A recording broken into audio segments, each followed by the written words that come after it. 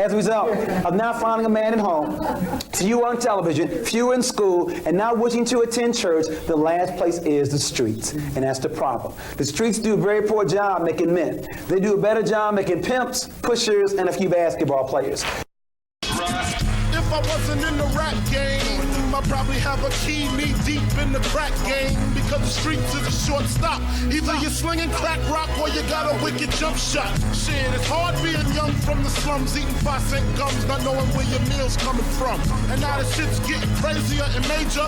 Kids younger than me, they got the sky grand pages. Going out of town, blowing up. 6 months later, all the dead bodies showing up. It made me want to grab the 9 and the shotty, but I gotta go identify the body. Damn, what happened to the summertime cookouts? Every time I turn around, a nigga getting took out. Shit, my mama got cancer in her breast. Don't ask me why I'm motherfucking stressed. What's up, bro? What's up, man? How you doing, superstar? Yo, man, when you get out, bro? I've been out for like a week, man. Yo, they ain't built no jails that can hold me, kid. Oh, yo, I'm sorry, man. Yo, Bob, this is Boog. This is Bob, man. Yo, what's up, V? How you doing, man? Enough respect. Boy, how you doing? Good. Oh, yo, me and Boog played juniors together. Kyle, just check out my shit, please. 500 sit-ups a day. Niggas is paying me to wash these drawers on my stomach. Yo, wait. But check this. Boom. That's without baby oil. So you know my shit is crazy, man. So you been working on your game? Oh, yeah, man. Yo, I gotta do something to keep my head straight, you know what I'm saying? I'm dunking all over niggas, Calvin. Get off of me. So what you doing here? I'm waiting on you. Guess who I'm rolling with, G? Who? Birdie. Me. Yo, that kid was at the game, man. Yeah, he wants to meet you. For what? It's a surprise, man. Come on, get your shit. What? Yeah. Yo, Bob, man. I'm gonna check you tomorrow, right? Pull out, man.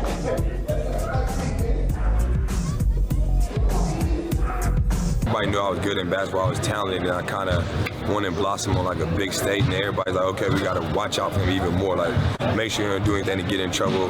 Can't nobody bother him. Let him be himself. Let him just go on his own path. And he has a bright future to make it out here. So, like, let's take that to another level, and don't bother him. Make sure he's going to school. If he's about to get in trouble, find a way to stop it and let everybody know in the whole city. You can't bother him. He's off limits. This was my sanctuary. When I come to the rec, I ain't had to go nowhere. I stayed for hours. You know, I ate here. I did my homework here. I had mentors here. I had older guys that I was looking up to. You know, I did everything here in this rec center, so I didn't have to be on the streets. If you want to really focus and really play a sport and really be there, you got to stay out the streets.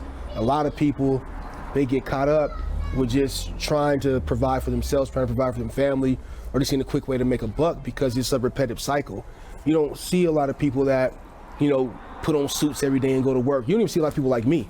You just don't, you know, and I just think that when all you see is negativity, when all you see is people just hustling, it's your human nature just to do that. I think that's what separates me from a lot of these guys, you know, in a humble way. Just, you know, you catch me at the Go-Go, you'll catch me at La Pearl, CFE, Tucker Road. I mean, I'm there with everybody. So a lot of basketball players, I mean, they didn't grow up like that. They didn't grow up in the Go-Go. They didn't grow up in, you know, we had to grow up fast, especially after I lost my father. Like, my mom was working. She had, you know, to do stuff with my sister. So I was kind of on my own, my friends. So we was just really trying to figure it out. But, you know, when I used to go in the Go-Go's, and I used to go anywhere, you know, they knew me as Lil Quinn who played basketball. So as I got, you know, to DeMatha, Oak Hill, Duke, as my stage got brighter and bigger, you know, everybody still had that love and support. And, you know, I'm coming off national championships, going straight to the Go-Go. And, you know, like you said, people can just touch me and they feel like they know me. That's why I can bring out 350 kids to a camp. I never traveled outside of Fresno until I was really 27, really. So when I got on the beat and I went to Atlanta for the first time, I'm seeing all these brothers walking around wearing suits, and they not on trial. You know what I mean? These are dudes as lawyers, attorneys, judges. I didn't see that growing up. The dudes I saw were hustlers, you know, in gangs, you know what I mean? Or they were in prison. So that turned my life around. That made me realize, like, there are different ways that, you know, that we can go about this world. I didn't see that growing up. I feel like I was fortunate enough that my dad kind of kept me sheltered growing up. So I never really got the negative street energy. I always got the love, of course, but, you know, I never got someone trying to take me under their wing or, you know, trying to get in too close. My dad always did a good job of keeping me sheltered, keeping me out the streets. but you know, showing me off enough to, you know, I still get that love. So, you know, I've been fortunate. I've had a great balance. I said the way that I grew up, like they say, groupies, guys or girls, like they couldn't really get to me because the people that I grew up around, you know, are the same people that I'm still with to this day. So that's easy to sniff out somebody that just wants to come around for the ride. And that was something that was easy for me to sniff out. I think he always looked at teams as his family because he didn't have much of a family growing up, and so that was really important to him. Energy around me, I mean, there was a lot of hype, but the thing that kept me grounded were the people that was very close to me, because the opportunity, the window of somebody being a professional basketball player is very slim, and I just wanted to, you know, take advantage of that and be prepared, you know, because a lot of people are going to come from out of anywhere, but you definitely have to be on your P's and Q's. Young kids, when you grow up in a certain type of environments in the hood and stuff like that, that's what you see every day. So I mean, you see that, and eventually sometimes you just want to be a part of it because that's what the thing is going on right now. But on the flip side of that, nowadays you got the, you know, I mean, the guys that's in the streets want the notable stars or athletes with them. You know what I mean? So they want to be with them because they aspire to be, you know, have that type of street cred, that type of respect. And then the street people, you know, want to be with the youngins because they want that type of, you know, success on the, you know, on that no boy. That's my young boy. They want that claim to fame of having, you know, him in their stock. A lot of my family was like that, so you know, I mean, I kind of already knew what it was, and like my nephews and my family was already in it, so like most of those guys already knew me. They used to come to my basketball games and all that, so it was like, he got a great chance, nobody can bother him, you know how I go, nobody can say anything to him. And for me, I stayed to myself anyway. I always hung out with my guys and just did my little dirt here and there. You know, trash with them and doing nothing illegal, then you should be good. Like a game, that's a public setting, ain't nothing about to happen. Like, you just gotta know, like I said, you gotta know how to navigate through all that. Up in the neighborhood, there's a liquor store on every corner.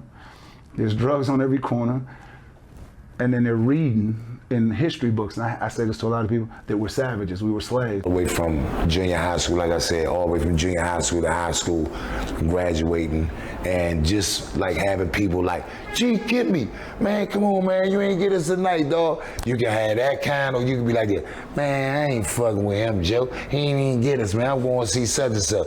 So it's levels to it, you know what I mean? So you had to learn how to cope with it. You had to learn how to deal with an everyday hater and the love. And then you had the fake love and you had the real love. You know what I'm saying? When you good in basketball, like coming from Harlem, they treat you like you're a celebrity already. So it's like, if you're a teenager and you're the best baller, you can get every single girl. You know what I mean? Like, you can get your sneakers early. You know what I mean? Like, you get like preferential treatment above everybody, you know. That's kind of how it goes down. Like everybody kind of embraces you as the champion because everybody wants to see you make it, you know. Look, man, it's more to life to getting a shot than just hitting that jumper. You know what I'm saying? I know you want the finer things in life, and I can get them for you. All you gotta decide is how bad you want it. I wouldn't ask you to play for me, homeboy, unless it was good for the both of us. The both of us. Just think about it, all right?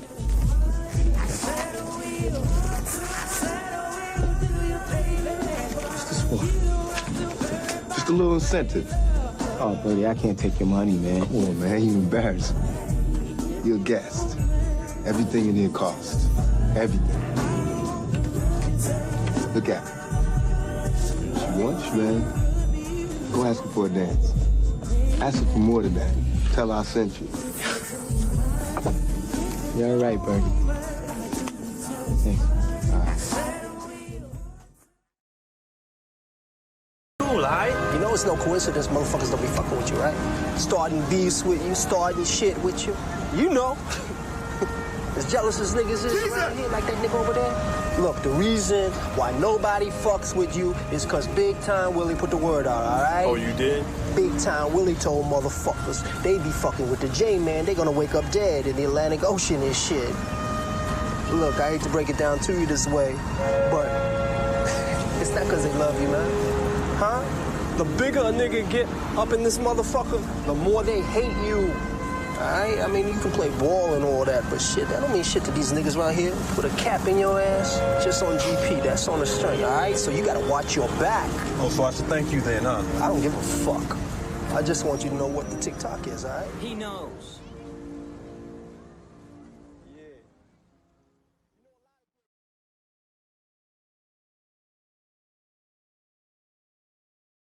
This place right here saved me. Like Robert C saved me. Like I had OGs who wouldn't let me do that. You know what I'm saying? So we got to get back to that. Like we got to get back to the respect of our OGs. Like we don't have that no more. So whatever, like when those type of things transpires, because people that might not be doing right see something with you see something within you that you can't see within yourself.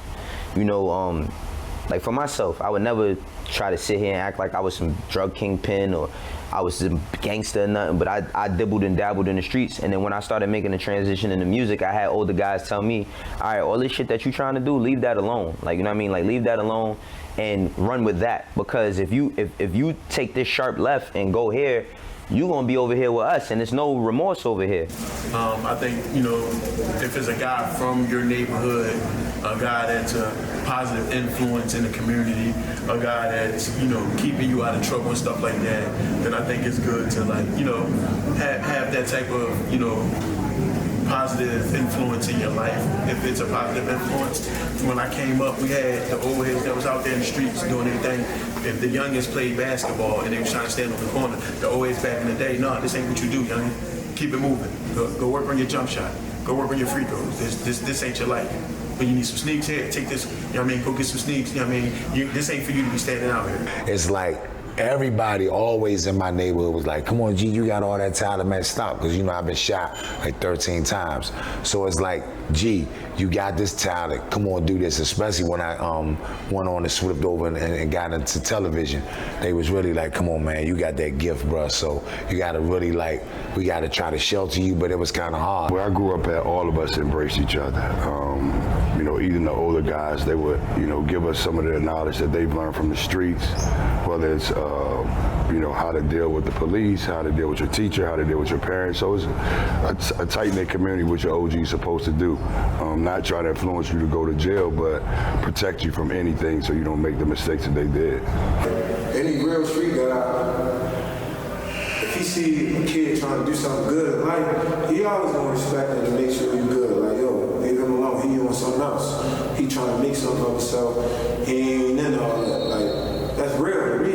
Like, you supposed to do that for a young coming up. So, I mean, any street guys I know that did that, there's always love and respect for them. Like I said, as long as you stand in your lane, you're gonna always be good. Oh yeah. I mean, it depends on the situation. If the guy is trying to put himself in that situation or be a part of that, I mean, you might not get a pass, especially if somebody's like you said, as a basketball player that's not in the streets and not in that stuff, for sure he get a pass. For sure. Yeah, I had that type of pass. Like, they used to always tell me, like, G, go ahead, man, just do the band, but I was just, like, always out there. I mean, that's the way it is. Like, the basketball players, you know, they get a pass. They're not in the streets of trouble, but that's just where they grew up. You know, I got a pass when I was younger. Right, I mean, you know what I'm saying? It's just being a ball player. You know, you go in some of the toughest neighborhoods around New Jersey and play ball, and you get that certain level of respect because you do your thing, and people might like your game. You know, I done gone to Plainfield, New Jersey, Newark, New Jersey, Patterson, Jersey City, all these hoods, all these areas, all these rough inner city areas, and you know, just being good at basketball has held me down and gave me some respect. So, you know, it's a certain type of respect level when you're doing your thing. I think that the pass is good, and it goes back to, you know, the respect in the community and respect in the neighborhood that was back then. You know what I mean? You knew who was who, and it wasn't no misconstrued or getting it twisted. You knew who, you know what I mean, was into certain stuff, and you know who was not into certain stuff. So, you know what I mean, like I said, the old heads wouldn't let the young boys stand on the corner with them, and while they was doing business or while they was, you know, doing what they was doing. Like, you know, they would make sure that they was cool, and they would, you know, kick them off the corner. All of my friends at like 12, 13 years old, all the kids I was meeting, they all was selling crack. Like, I'm talking about, like, they getting money, selling drugs, buying their own sneakers, their clothes, all types of stuff. And when I would try to, like, when I first started hanging with them, and then I would try to hang a little bit too tough, they used to be like, nah, chill, like, you don't, like, you know what I mean? Like, you don't want to do that. Like, that's not, like, you should be doing this. So I think it's when somebody can see something within you that you may not see in yourself, or they just don't want that for you. I mean, from the city, it's really, from the Baltimore city, you really don't get no pass, you know, so I really don't think I got a pass like that. It was just, you know, I would just always I was focused on what I needed to be focused on, and that was my bicycle. It's money, like, it was always, they always like to pitch a little money, you know what I mean? Always like, look, you ain't got to get it from nowhere, you can get it from right here. Always had the good, like, Uptown always had the best weed. I don't care where you go in the city, baby. We always had the best weed, man. Yeah, I'm from the inner city, so you know them OGs always looked out for me. Those guys always was like, you stay off this corner and you worry about, you know, basketball, and we'll worry about the rest. I feel like in any tough neighborhood or any, you know, big city, you know, that you have your rough parts, and a lot of times if you hooped, you know, the street guys or the OGs, they won't even let you get involved because they understood what you had in mind, what you had for your future. So I had that my entire life, especially for my father. My father was an OG, so, you know, I was good anywhere in the city. I was good anywhere, and they always knew me as Ted's son. And then when I started to develop my own name, they started calling me Lil Quinn, and you know, I was always been able to go in any neighborhood, any gym, and be able to play, and nothing, you know, would happen to me. Because I used to always come in humble, show love, you know, give respect, and just play and have fun, man. And you know, that's got me to where I am today. It's a great fucking morning, if you say so. Not just me, man. I mean, if Mama was still alive, she'd say the same thing. I mean, we're all so fucking proud of you. You finally made it. Fuck college, fuck the pros. He's a security guard. It all fucking makes sense to me now. All this time, people been telling me Tom Shepard is so fucking raw. Too bad he started tripping when his friend died. He got all the fucking talent with no heart. See me think, brother can't be this fucking weak. But you ain't weak. Shit. You keeping our high school safe.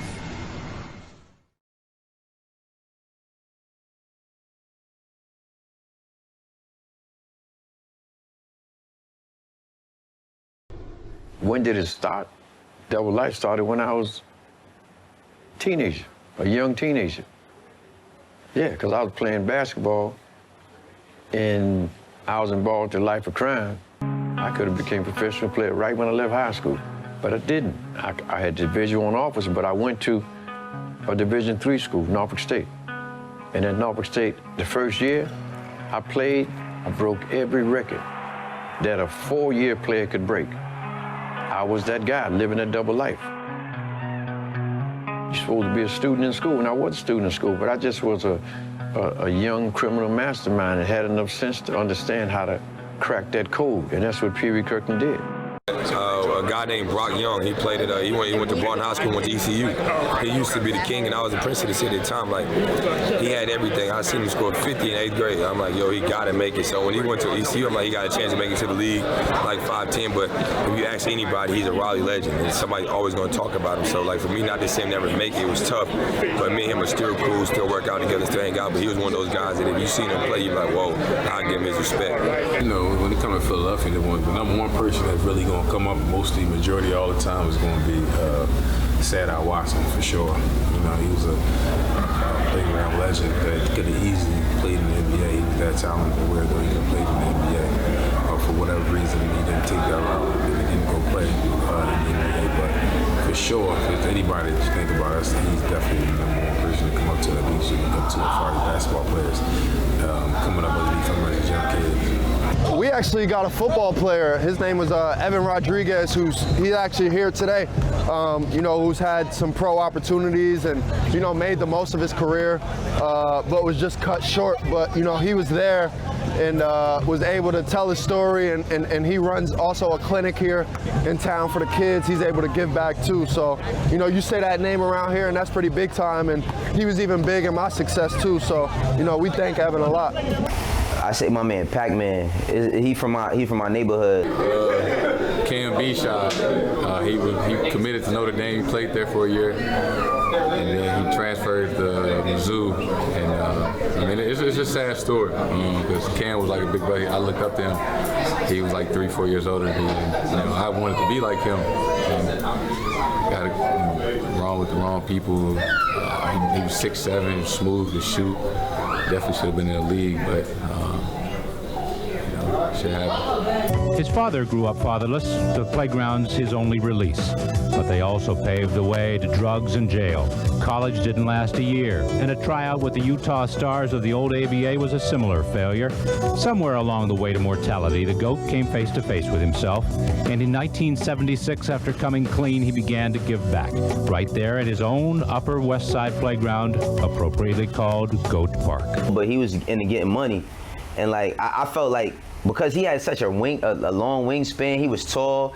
I feel like he really could have made it. Like if he would have focused, you know what I mean? Like if he could have focused, he could have made it. But he ended up getting caught up in the streets. He ended up doing a bid for like 6 or 7 years. You know what I mean? Like he ended up doing some positive things once he came home. Like he opened up his own like juice bar in the neighborhood and all that. But I felt like if Pac-Man would have really like focused and locked in, he could have made it. But he was into getting money.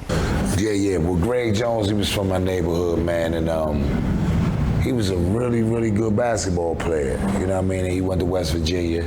I think he got blackballed, you know what I mean? I think he's supposed to have been in the NBA. Also, man, Andre Hall was another guy that played basketball in my neighborhood.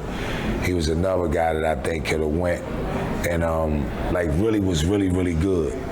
And I think it's just the structure on a lot of us that could do what they do on the court, that just ain't had that push, that father figure or that big homie to say, hey, this is what you need to be doing.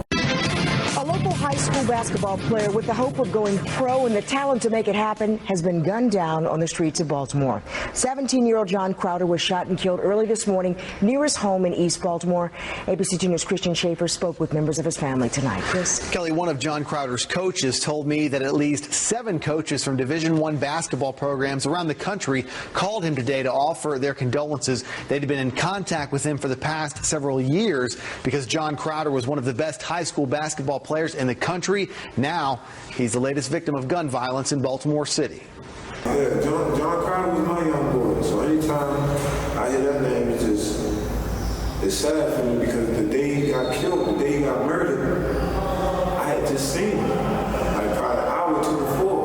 He was all downtown, we was driving home, we drove from the passenger seat, he saw us, pulled up, and was like, Will, where you going? We just talked for a little minute, and he went about his way, and I went about mine, because he couldn't hang with me. He was younger than me for real, so. And then I remember getting the car, and I seen him, but like 2 hours later, he just got murdered, so it kind of messed me up. I'm like, damn, I just seen him. We were just talking. I knew him since he was a kid. Like, I was somebody I was looking up to. I remember when he had passed, somebody brought a survey to me and asked him, they had asked him, like, write down the top 3 players you ever played against, and he put me on that list. And that always stuck with me, like, man, my little man ain't even here anymore. He had a bright future. My man, Jason Mascari. I mean, he was right there in the NBA. I mean, he could still, to this day, he's still playing. And if you do a lot of history of his basketball skills, and you'll see a lot of the things that these kids doing on the court today. Like even the way that I dribble, I can't handle the ball similar to the way he does. And like I said, a lot of the kids you see out there playing today, he definitely inspired a lot of them, including myself. How disappointed are you in yourself? You talked pretty eloquently up there about how much you let down your family and your friends. Talk to me about that. Very disappointed. I should be. That's not me. But you know, you make mistakes, and I'm confident that I'll be back stronger and show the people that I'm a good guy. All right. Thank you, sir. You're welcome. Probably one of the best high school linebackers I've ever seen play in my life, and I've seen a lot of people. 200 tackles his junior year, 200 tackles plus in a season. His senior year, he had Oregon, Cal, Florida State. He was going to go to Florida State. But it was crazy. His senior year, after the season, he just stopped going to school and he was just in the streets. And I'm talking about I've never seen it, and I train professional athletes. Where he was at in high school level, he was better than most all-pro linebackers. I mean, the dude was 6 foot 245 and run a 4.5 in high school, bench 400 pounds. But, you know, he was too busy getting to the money, and he ended up doing 6.5 years in prison. Plenty of guys I grew up that beat me up, you know what I'm saying, that were really good high school basketball players that never made it, you know, streets, drugs, whatever the case may be. You know, those stories are, there's a lot of them, so. True Jordan was a really good kid. We all know, you know, the talent that he had on the basketball court, but, you know, he was just a product of his environment. He got caught up with the things that was going on in the neighborhood. Whether he did it or not, I don't know. I wasn't there, so I can't, you know, speak on that, but he's a kid that, you know, that had 1 foot in and 1 foot out. You know, he was a kid that stayed true to his environment, to his neighborhood. I knew to an extent. I knew, like, I mean, he come from that cloth, he come from them type of neighborhood. You never know how deep, because like I said, I'm older than him. I'm doing my own thing, trying to make my way. So I wasn't in the city as much anymore. I think I was going to college or something like that. So I wasn't being able to be around as much to know what you hear things, but you know, until it happened, it's like, man, he really was into some, you know what I mean? It's like I went to school with Victor Page, you know what I mean? And we was incarcerated together as youth, all that. And I don't really put people like business out there, but it's like when you get a chance to go to college, a lot of people don't get a chance to go to college, especially with the education that we're being taught in our city. You know what I mean? So once Vic was able to go to college, I was like, damn, how you get to go to college? I'm like, damn, dog, like we was in the same situation. Like, you know what I mean? But it's like, you know, we supported him and we pushed everything we could push for him. If you're new to the DC area, you might not recognize the name Victor Page. He was a big deal in Georgetown basketball back in the late 1990s. Now he'll likely spend the next 20 years of his life in prison for attacking a 17-year-old girl. This happened last December and it was caught on surveillance video. Page was facing life in prison for sexual assault, but the Prince George's County State's Attorney's Office told us just today he's agreed to a plea deal that would put him behind bars for the next 2 decades. This won't be his first time in prison. Victor Page was sentenced to 10 years in prison for second-degree sexual assault back in 2013. He was released early. I wrote an ebook about Victor Page. It's called All or Nothing, the Victor Page story. His has been a troubled and incredible story almost from the beginning. Victor was going to land in the NBA, make millions of dollars, or so most of us thought, or he was going to end up on the streets, strung out in the end, like his mom and dad and so many of his friends. You know, so see you out now, trying to pick up the pieces. You know what I mean? Because like once you get caught in the system, it's made for you to go back. It's tough because you got to put in your resume if you've ever been a felon or whatever. So your options of what you can do is limited. You got to really be laser focused to stay out of prison. Yeah, school's already recruiting. John been good since 5th, 4th grade. Like everybody knew who Big John was. Everybody knew who Big John was. So I mean, like I said, he had a real bright future. Everybody knew he was at least going high major D1 at the minimum. A real bright future. It's just sad to see. Stephen and I have talked about this on the air, and I've brought up the point. Like, we get paid to do this for a living. Does not matter how much work you put in, how much you're also lucky. We're lucky to be in this position. One of your big stars right now. Yeah. How much are you exaggerating? But you now as a rapper, when people coming to get you. I ain't exaggerating at all, man. That's real, son. That's real, yo. I ain't exaggerating at all, man. The more money you make, the more problems you get. And jealousy and envy is something that comes with the territory, man. A lot of people, it's just negative energy, like my man Puff say. It just surrounds you. It makes you depressed, you know? So I got to rap about it. And that's one of the bad things about the game is when you get large, even your friends will turn against you, man.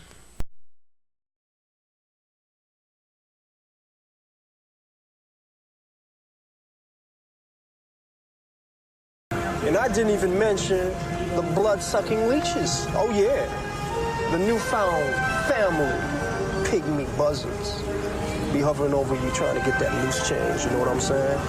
Huh? They're talking about I love you Oh, I love you. I love you. Oh, I love you, Jesus. Oh, I love you. No, I love you. I love you. Te amo. Jesus, te amo. Ay, que fiebre. Come on, man. Need some money. I love you so much. I need some money. Hook a brother up. Give me some money. I need some cash. I'm gonna get these Nike. You know I can't have anything but the best. Hell figure sweater. But you want me looking good for you? I need some money. I love you. Hook a sister up. I need some money. I need some Similac for my baby. I need some Pampers for my baby. I need some Dolce & Gabbana for me. I need some Channel. I need some Fendi. Come on. I try to help as many people as I can come back home. Yeah. It's tough.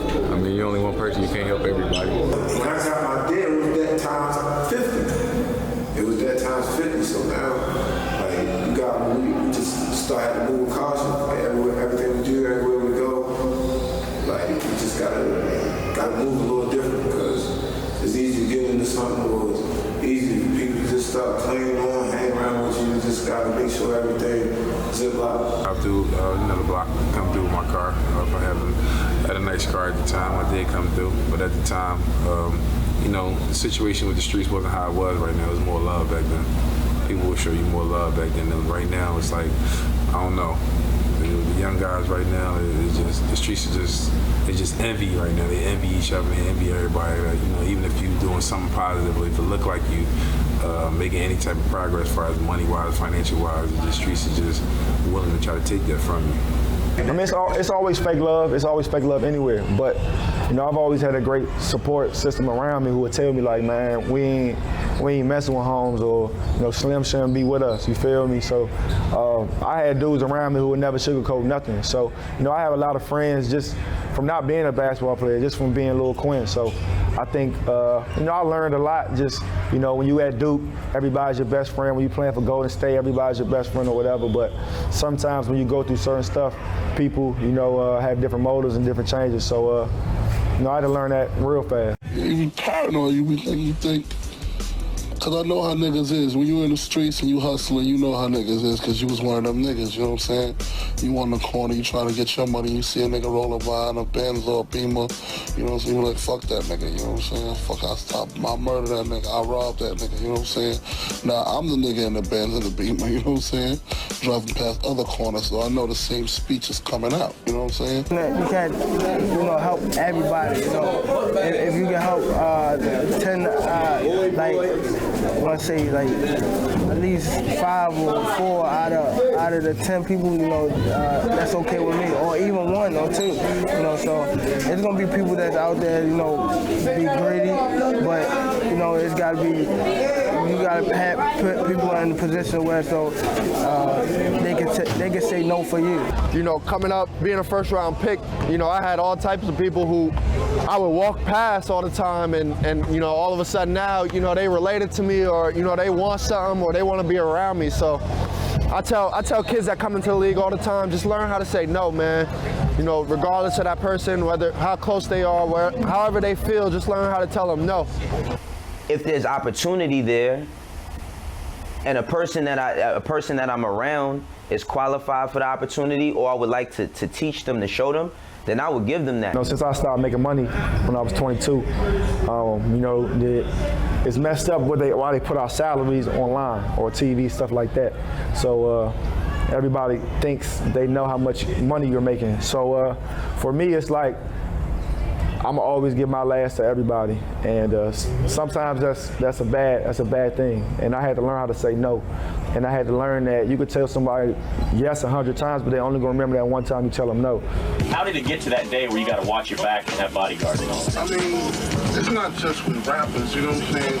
People gonna attack anybody that's a large figure, you know what I'm saying? They did it to Jordan, they did it to Tyson, they did it to Bill Cosby, you know what I'm saying? Right. They're gonna attack you if you're on top, you know what I'm saying? I can tell you a funny thing. Before when I went to college, everybody was like, oh, some coaches, some players back home, oh, he'd be there 4 years, he ain't gonna make it, blah, blah. I'm like, all right, cool, that's cool. Y'all writing me off, that's fine. Then I had the opportunity, I'm like, all right, I know I'm going #1. I went back home, moving around, doing certain things. It just felt a little different, a little weird, because they always say the most problem happens to people in their hometown. That's one thing I was like, okay, well, I'll start moving around with like 30 people. I'm not trying to be bothered. I'm not worried about nothing. I'm just want to be extra precautionary. So it was kind of different. It was a little weird for me. My family didn't know how to adjust to it. Like, my mom had to move a certain way. My sisters had to start moving a little different. So for me, it was kind of something, okay, I got to make sure my family could also as myself. When I got drafted, my whole life changed. I mean, you start hearing from people you ain't never heard of, or you ain't heard from in a while. Everybody know you, everybody your friend, everybody your family, everybody your cousin. You just get a lot of attention that you probably wasn't getting at first.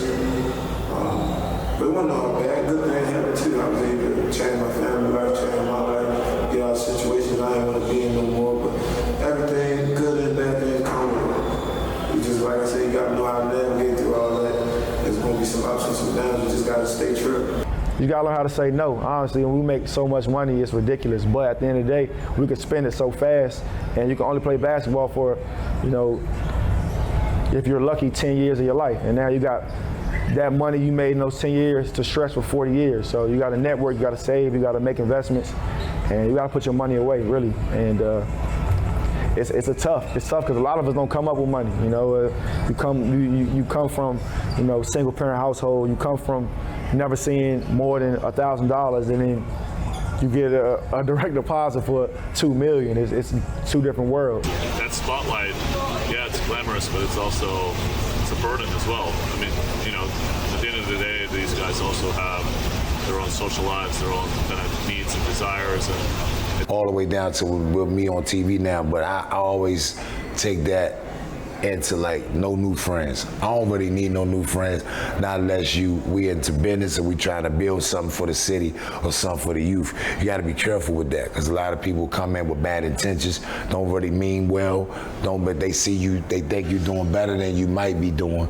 and it's just dangerous, man. You got to be safe. But being where I'm from, I really don't care about that. Whatever's gonna happen is gonna happen. But you always gonna have somebody that want to hang around or be around that really don't mean much. Sometimes they might mean good to you, but you just gotta have somebody in your corner that's always 100% with you, and just know that they mean you well. Everybody always thinks whatever you can help with is just this monetary thing. Sometimes the best part of my day is when I could just speak to somebody. So it's something that you learn along the way. I was lucky to have some great vets.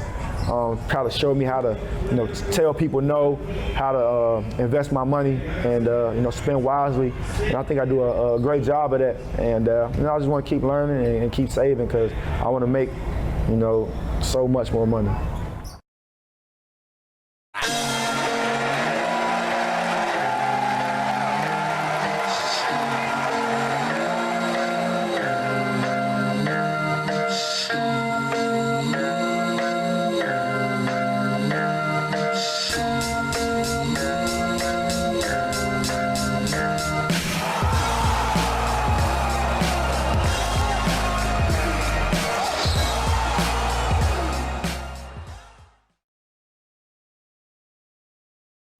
I always have the support from my city to this day.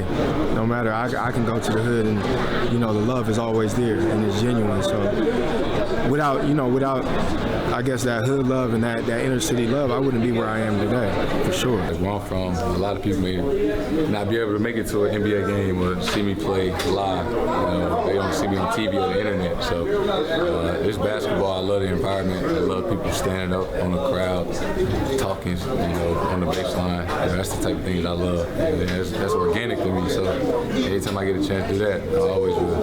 I just love playing basketball. I just love the game, and why not, man?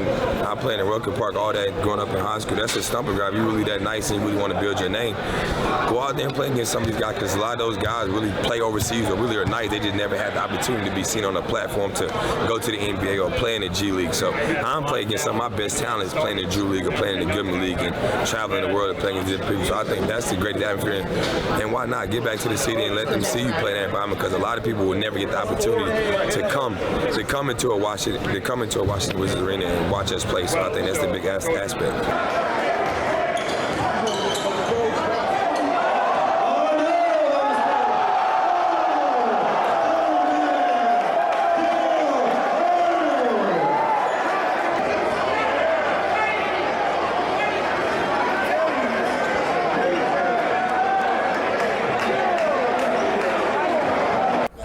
I think the reason why a lot of the summertime leagues are real big, whether it be in DC or New York or in Miami or especially out here in LA, because that's what a lot of those guys grew up on. And a lot of those athletes there were more recognizable to them than some guys that played in the league. You know what I'm saying? So they were people that lived in their areas and that were popping in their areas. So it only made sense for them to go back and play in those kind of games. Nothing. I always wanted to be able to step in Rucker Park and play, because it was like, that shit it meant more than the Madison Square Garden in the streets. You know what I mean? Like, not that nobody cares if you make it to the NBA. That's the highest level. So like, that means a lot. But like, to be at Rucker, like Dykman came along later. You know what I mean? But Rucker was the best place you could ever play at. Well, first of all, if they're playing against other superstar athletes, it does benefit them. That's a part of your game, even if you're like, but you're not really going to play that way in the NBA necessarily. But a fighter hits a speed bag. You're never going to throw a punch like this. But it's an exercise, hand-eye coordination, whatever. So that's a certain kind of exercise. But also for the love of the game, because when athletes reach a certain level, everything is extremely structured. You know, it's not like playing when you're a kid. I mean, I don't know if it's important, but that's just something I've always done, and I feel like it's just normal. Like, I go to any city and I try to find an open gym, whether it be at LA Fitness or a local park. That's just who I am, and that's who I'm always gonna be. There's two things for that, right? Like, you always want to keep your street cred. End of the day, you know, basketball didn't start as a business for us. It started as a passion, love, joy. We grew up in the streets playing, you know, we wanted to beat the best. We wanted to be that guy. And then now you're trying to give back to your community, because a lot of these local kids that can't afford NBA tickets, they're coming to the Drew League game, right? So I see a lot of guys coming in for that as well. You know, it's a form of give back, you know, but I think first and foremost, it's, you grew up in the streets, you know, you always want to keep that, you know, street cred at the end of the day when it comes to sports, right?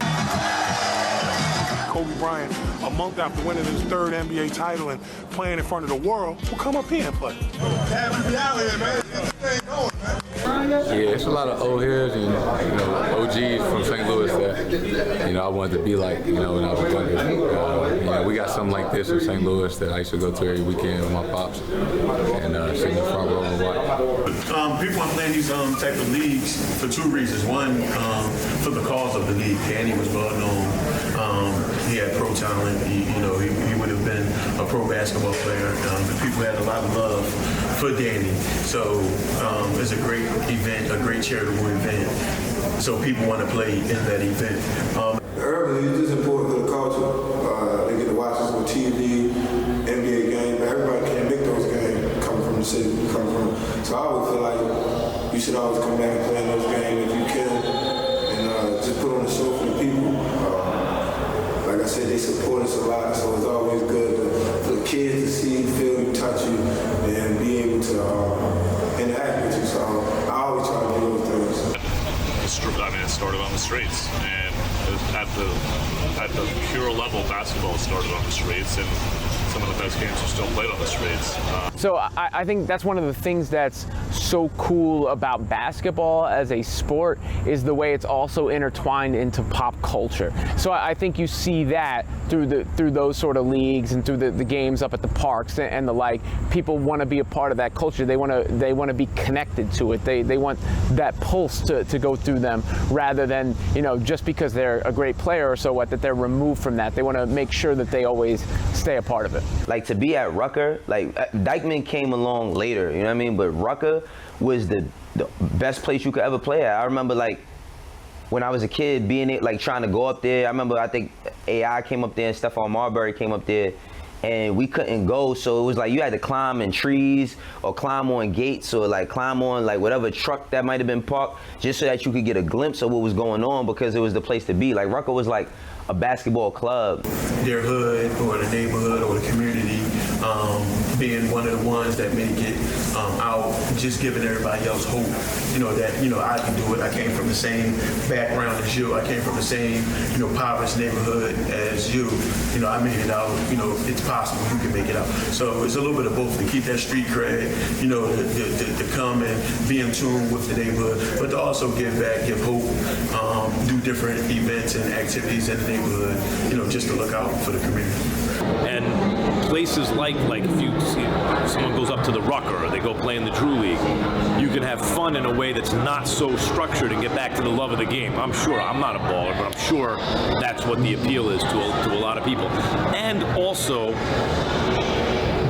things at the top have become so corporate that I'm sure some players just want to get in touch with, you know, some kind of realness about the game and their love of the game and the way they feel, not just, obviously they're having fun playing, but also the way they see themselves and feel about themselves. I'm not just this kind of piece in this corporate machine, but I like to play basketball. Yo, what's good, bro? You used to play ball, right? Yeah. Who was better, you or me? Me? Me or Jordan? Yeah. What was your most embarrassing moment playing ball? I never had an embarrassing moment. They embarrassing moment was playing with me. That's the real question. Were you crossing from New York? Basketball. Whoever skipped in my loop, Grateful, whoever, Steph on, all of them. Now, Bone Collect came after me. Bone Collect a little game. Sick with it. Sick with it? Yeah, see, they a little younger than me, but, you know, give me, skills. Yo, listen, give me 12 days, detox, I'll be ready. Real talk.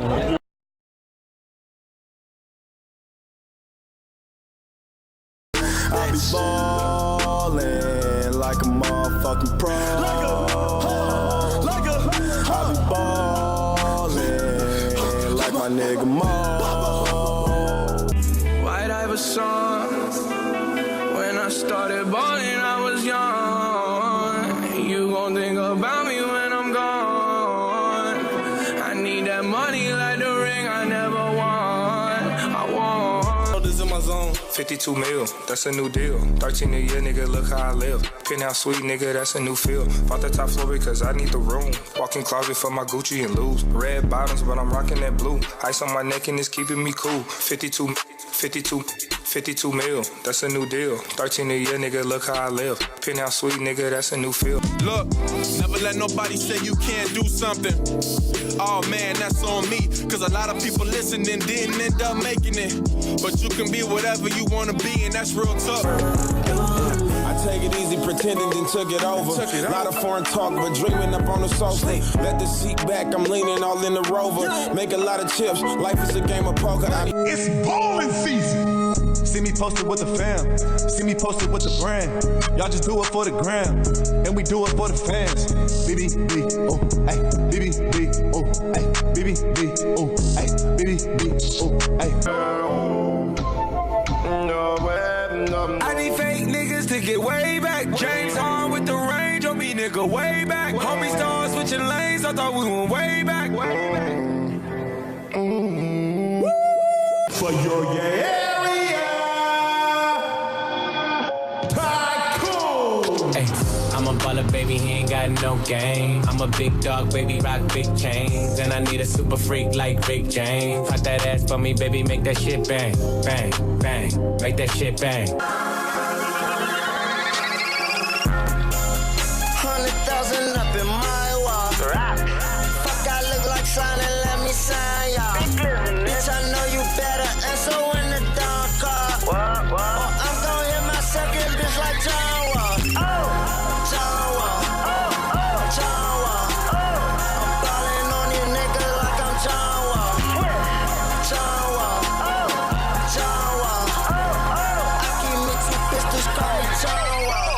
Called up the homies and I'm asking y'all, which part are y'all playing basketball? Get me on the court and I'm troubled. Last week messed around and got a triple-double. Freaking brothers every way like MJ. I can't believe today was a good day. Make them say, And I'm gonna be frank like Nitty. Even if I lose, I'ma still get fitty. I feel like hoopers want to be rappers and rappers want to be hoopers. I think it's been that way for a long time now. It's just a lifestyle. You know, a lot of rappers come from nothing and a lot of hoopers come from nothing. So it's easy to interact when you come from nothing and you make yourself something. And there's always a respect there from rappers and hoopers. So I feel like, you know, we always gonna get along. We always gonna hang out when we could. I mean, you see J. Cole out there with Brickley. I really think that he may have aspirations to do more than just, you know, train. A lot of these guys have their own celebrity tournaments. You know, Quavo does it all the time, for example. But it's just a need for all of these guys to cross over. And let's not forget that NBA players are crossing over the other way as well.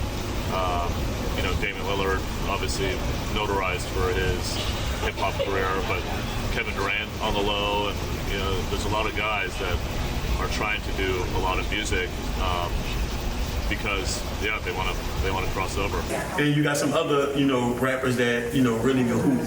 But then you got, you know, some hoopers that really can rap. Like Dame Lillard, he really can rap. Like, you know, Lou Williams really can rap. Like, you know, some of them guys really, you know, really can rap. I heard some of, who made man just had a diss track? Who was it?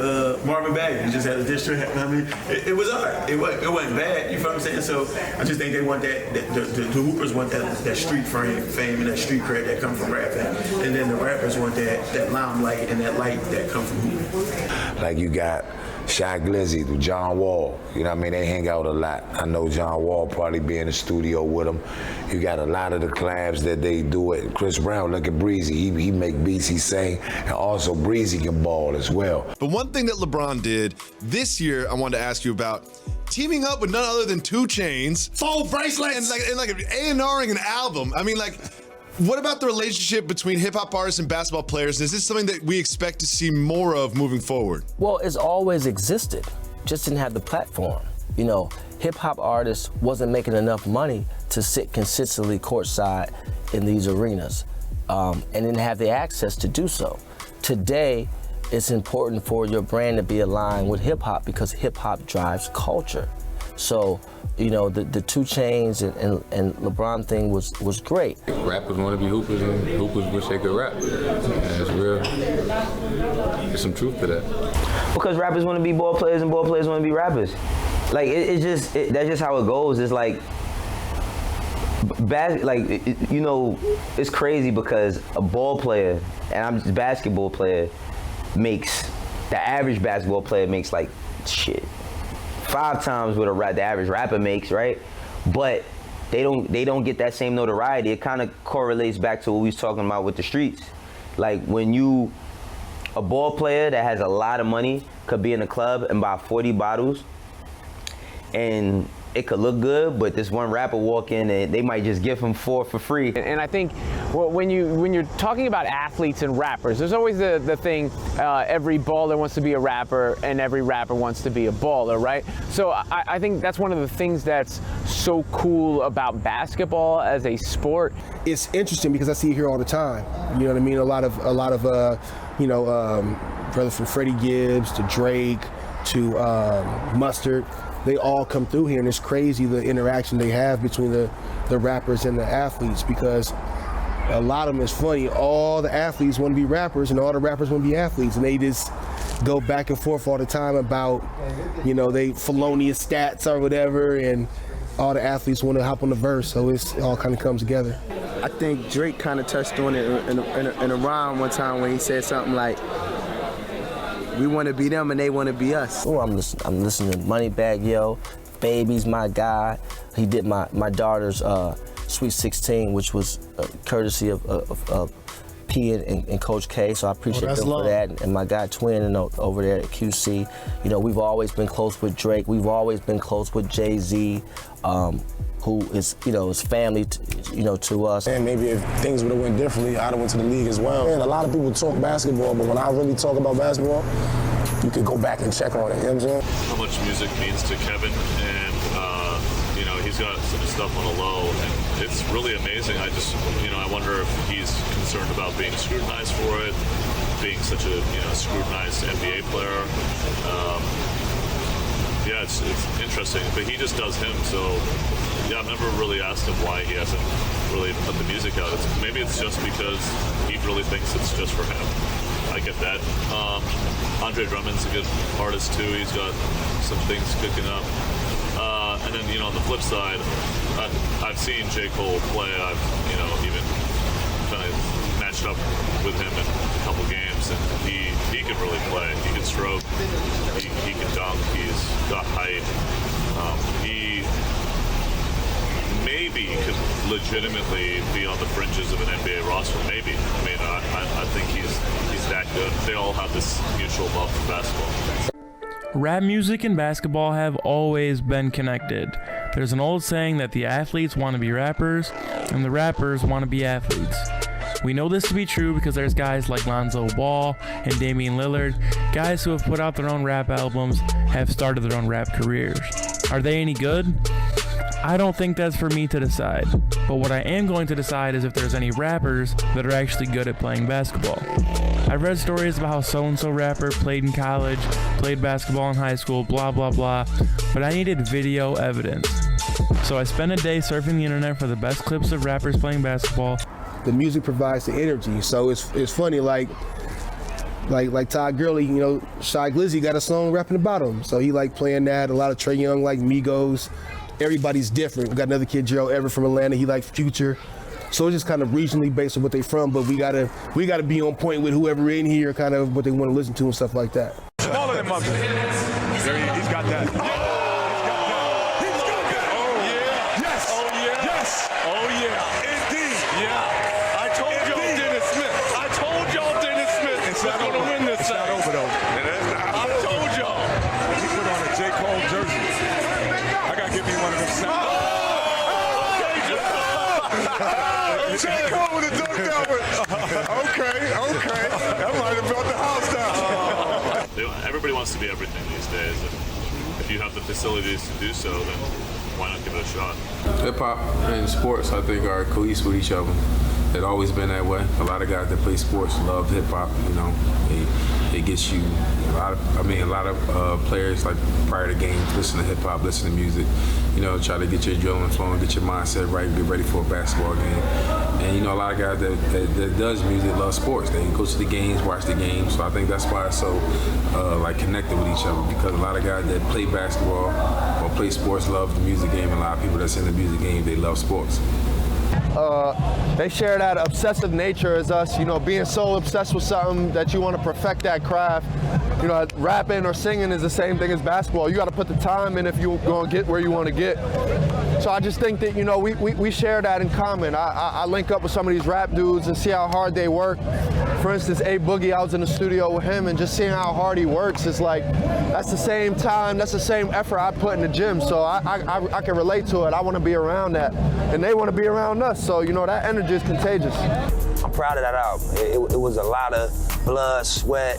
In your own way, you can relate to looking at basketball, you know, from not being a professional, just being a young kid with a dream and being somebody that, you know, got a passion for the game.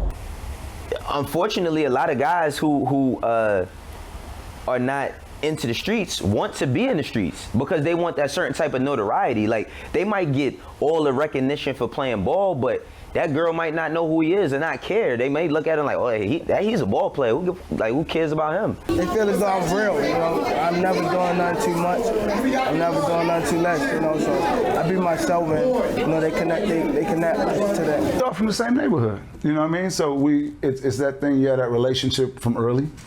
And it's crazy, like all hoopers want to be entertained. It's a form of entertainment, end of the day, right? And then all rappers want to play basketball. So there's a level of support and respect amongst each other. So I mean, that there's a lot of synergy between us, right? So it's like, I think it's actually cool, you know, because that just expands everyone's brand. If I'm a rapper, you know, everybody look down on Drake, but he's synonymous with Toronto basketball. That's probably helped his brand, and vice versa, it's helped the Toronto Raptors brand, right? So I think, you know, I mean, end of the day, everyone is supporting each other in a positive light. I mean, Lil Durk, me and Dirk are like best friends. Literally, like, we talk on the phone all day long. You know, we both live in Atlanta, so I'm at his crib all day. You know, he's at my crib all day. We hoop together. I'll go to the studio with him. Like, it's really like, we're really like blood brothers, and we've been that for the last 7 years. You know, me and Quavo, we real tight. But like, I don't play with these dudes, Chris Brown, all these guys, they really can hoop. And like you said, like Will dropped the album, Dame just dropped the album last night. I mean, it's always been, you know, hoopers wanted to be rappers and rappers wanted to be hoopers. I think we just kind of live the same lifestyle. You know, our faces, you know, are known. Like football players, they got to put helmets on and stuff, so it's a difference. And I just always think we embrace each other. And you know, I just respect what they do. I seen Dirk be in the studio 8 straight hours just cooking up after he just dropped the album. Like, I see the work ethic. So, you know, I just got respect for that, who who has a platform, who has a crazy fan base, who has success and keeps going for more. So You know, I'm just happy to have relationships with guys like that. So you got those guys, man, of no caliber. You got 2 Chainz. They say he was a pretty good basketball player. It's just those collabs, and then they got so much in common with the flashiness and the dressing, and you know what I mean, being in the biggest and best clubs. It's just being around the world, traveling, and then, you know, whatever city is from, they like their team. They buy the courtside seats, or they might give them to them, and they be down there and they do it. So I think it's a good thing, though. You know what I mean? Joining us now from Los Angeles is former NBA player Kenny Smith, now a basketball analyst for TNT. Kenny, good morning. Good morning to you.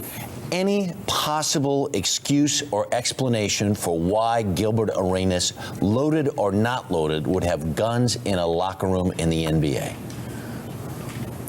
Well, I think it's bad discretion, and it shows just probably a lack of immaturity on Gilbert's part more than anything else. I think he has an idea about how he said it.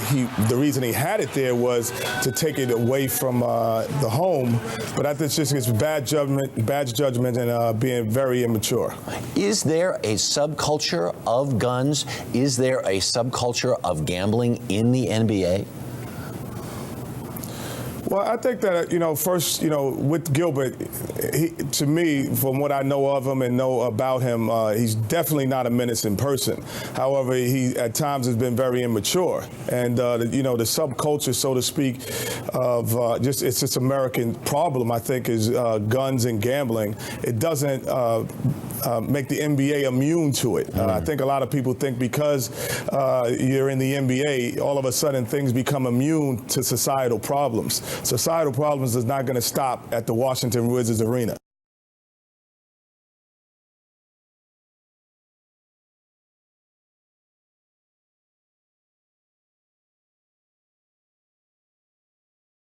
I'm like, a nigga Mo was on some nasty shit, so I'm not gonna lie, I did some nasty shit too. I went to the NCAA, I called the NCAA up, and I guarantee y'all, like everybody watching, I guarantee y'all, if Mo plays this year at Texas, spit on me, because that means I'm lame and I ain't keep my word. But I went to the NCAA. We plan on meeting this weekend. Niggas about to come out to San Marcos, get my testimony and shit. So I'm dressed up like a real Harlem nigga and snitch like a real Harlem nigga.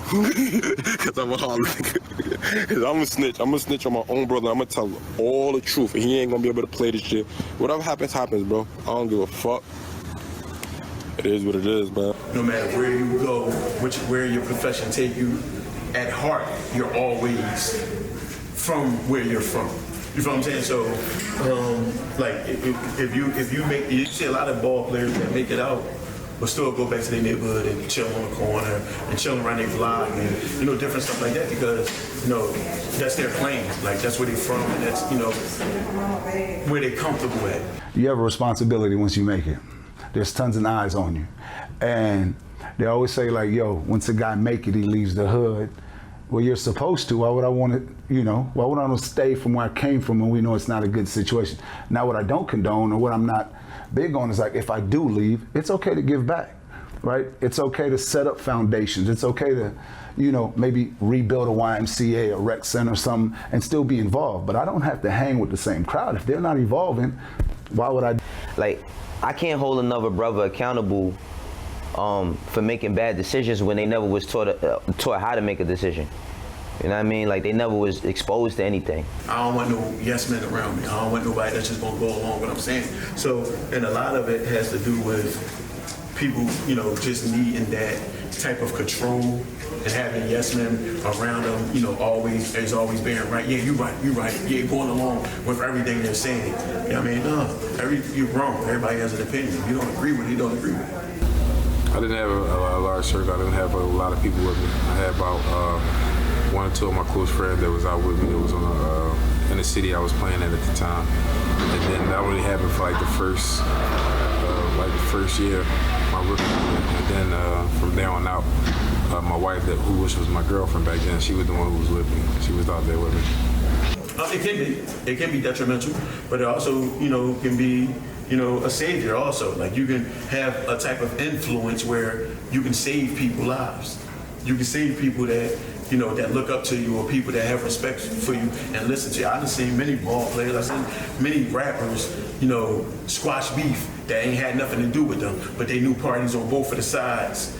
And, you know, they made a call, you know what I mean, they had to sit down and listen, this ain't worth it, or this ain't that, blase, blase, blase. So it could go both ways. It could be detrimental, but it also could be life-saving. Like, you could stop wars if you, that person in your neighborhood, that person in your community, like, you can stop a lot of wars and a lot of fights and a lot of gun violence and stuff like that.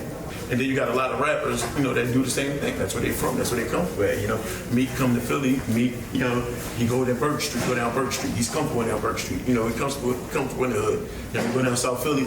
You know what I mean? Where he was brought up at, he's comfortable down there. You know, you got you got hoopers. You know, when they come to the neighborhood, waiters. When waiters come to Philly, he go to his hood. He comfortable. The Twins, they go where they grew up at, on Jerome Street. They go there because that's where they're comfortable at, and it's in them. That's what they know. So as far as differentiating or making it to a certain level, and then, you know, or a certain platform, and then, you know, just trying to nix everything that you're about or everything that came with you or made you who you was, is pretty much impossible. So if, like, I have a group of homies and I'm like, look, if you respect me, you love what I do, and you love me as a person, you either gonna change what you're doing, and I'll help you. I'm not gonna give you a handout. I'll start a foundation, be the president of my anti-gang movement in Watts, whatever the case may be. But a lot of times they don't want that. They want to stick to what they are. So you have to respect me if I want to move on. So I'm not a big fan of the ones that think they still need to keep it hood, because you don't. You know, a lot of people die for trying to keep it real. You know what I mean? Like, fuck keeping it real, right? Like, be real to your family, be real to your loved ones, you know, and it's okay to try to bring people and carry them on, but if they don't want to carry the weight themselves, you got to move on.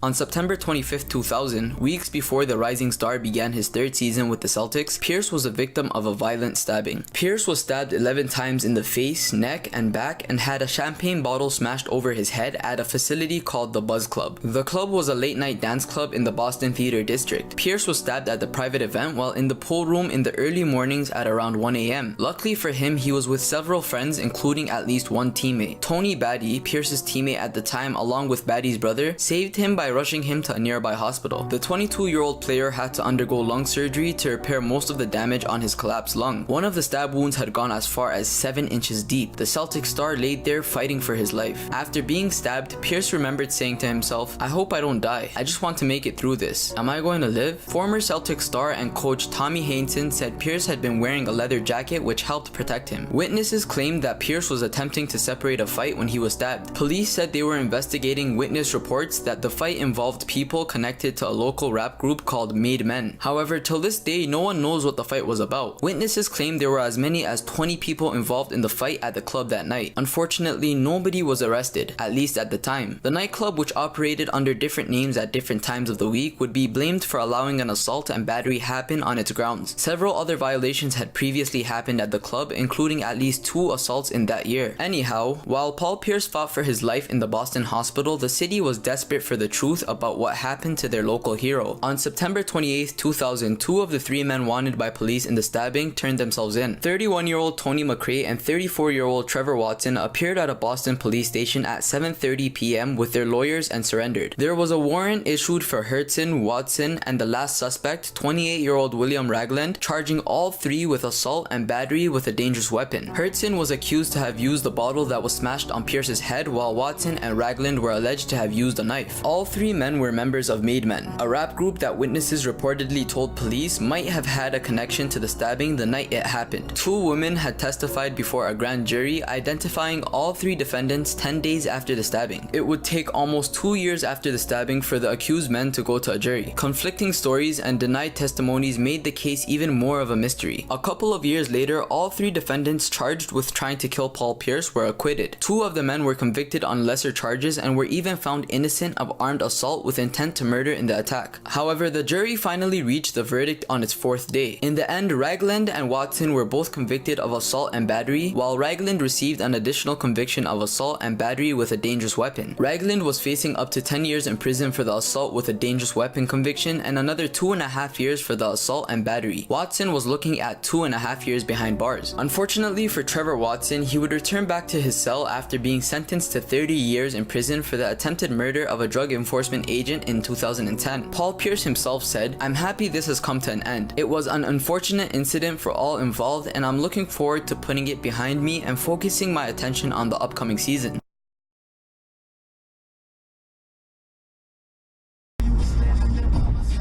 With disturbing news concerning a member of the Knicks. Cleanthony Early is recovering tonight after being shot in the right knee during a robbery outside of a strip club in Queens early Wednesday morning. Cops say the backup forward was targeted by 6 suspects as he left the club at about 4:15 a.m.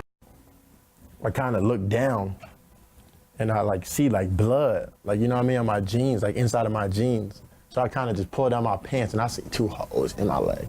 And the first thing I think is, how am I going to explain this shit?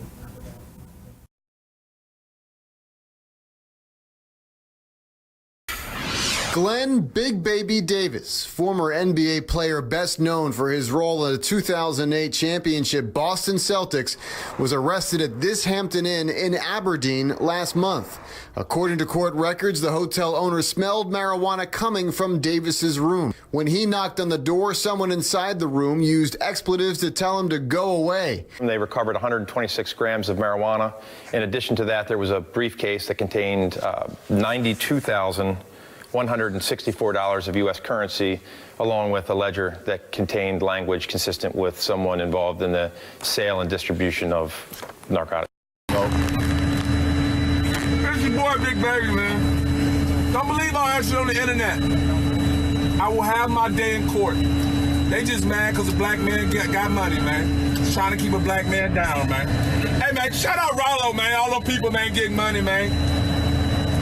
My shit legal, man. A lot of jump shots. A whole lot of jump shots. Popeye chicken.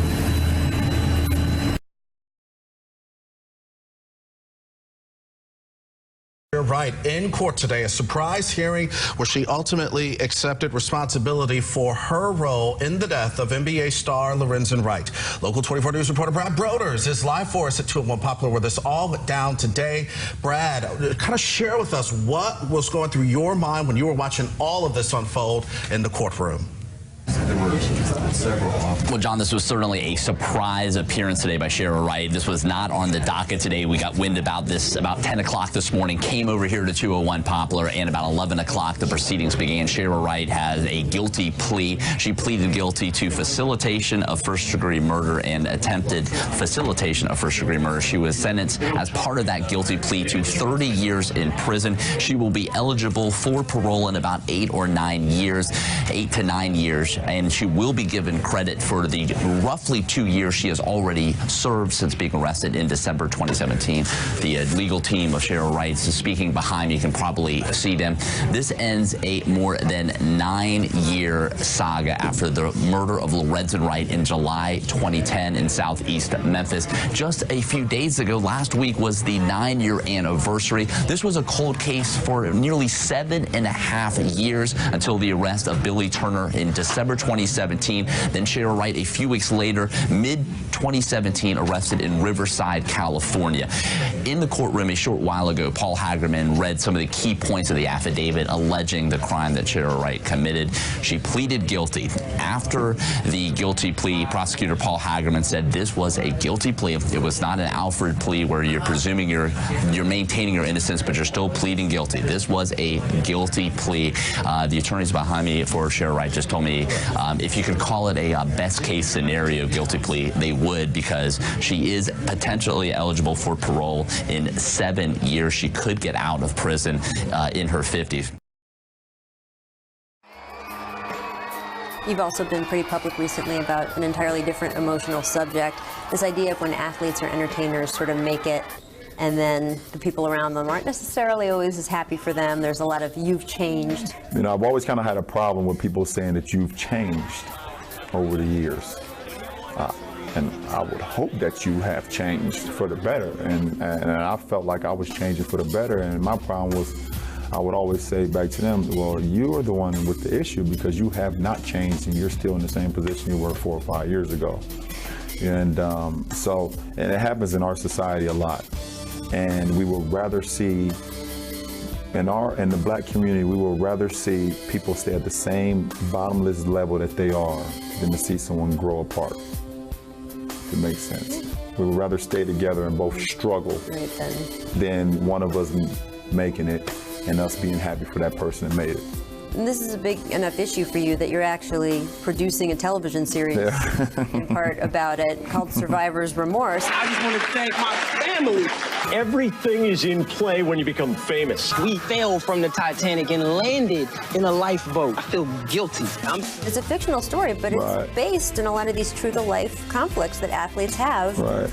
Obviously, not for kids. Let me put that out here. Look, I'm gonna look right into the camera. Kids, it's not suitable for kids. Parents, please put your kids to bed before the Survivor's Remorse come on television. But it shows that the athletes and people in general that become successful have to deal with it every single day, from their family to people that think they're their family. We all have that cousin that you've never seen before that all of a sudden comes out when you become successful. Hey, you remember me? You know, your mom used to talk, you know, my brother back in the day. Nah, don't worry about it. You don't remember, but listen here, let me hold something. Yeah. I don't know who you are. Yeah.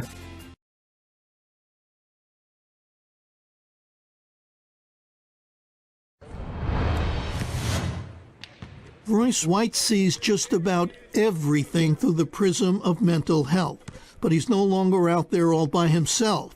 Now, the NBA and its players are speaking about mental health issues too. This year, Kevin Love came out and said he had a panic attack during a game, and that the Cavaliers helped him find a therapist. And DeMar DeRozan revealed he struggled with depression and said he was happy to be a sacrificial lamb for the mental health cause. Love and DeRozan, both All-Stars, were praised for opening up about their inner struggles. Let me read you something you said. Okay. They aren't pioneers on this, but they're trying to take credit for it. Where were they 5 years ago when I was speaking out? DeRozan had the audacity to call himself a sacrificial lamb. Yeah. You're not a sacrificial lamb. I was. Right. Those are your words. Yeah. DeMar DeRozan saying sacrificial lamb is just, it's categorically wrong, for sure. Because? Because he wasn't. You were seen as a head case. Right. They're seen as brave and honest. What do you make of that? There's a significant difference between what we said. I mean, and there's no disrespect to them, they're writing a diary entry. I challenged policy, and I rightly challenged it. What I've noticed about mental health generally is if someone really has an issue, it's not, they're going to have that issue whether they play ball or not. That might be a good outlet. It may be a good way for them to organize their, but if we're talking about mental health, I don't know that, that playing ball might be like a piece of an answer for them. But if you have those kind of problems, whether you play ball or not, you're going to have those kind of problems. I do think that, like anything else, when you have a purpose in your life, when something makes you want to get out of bed in the morning, that goes for everybody, from any circumstance. If you can find that thing, that's what you focus on, of course. I think a problem is that a lot of people dehumanize athletes, whether it's fans or the sports media, because we sit here all the time and we'll argue about the merits of their performance or something like that.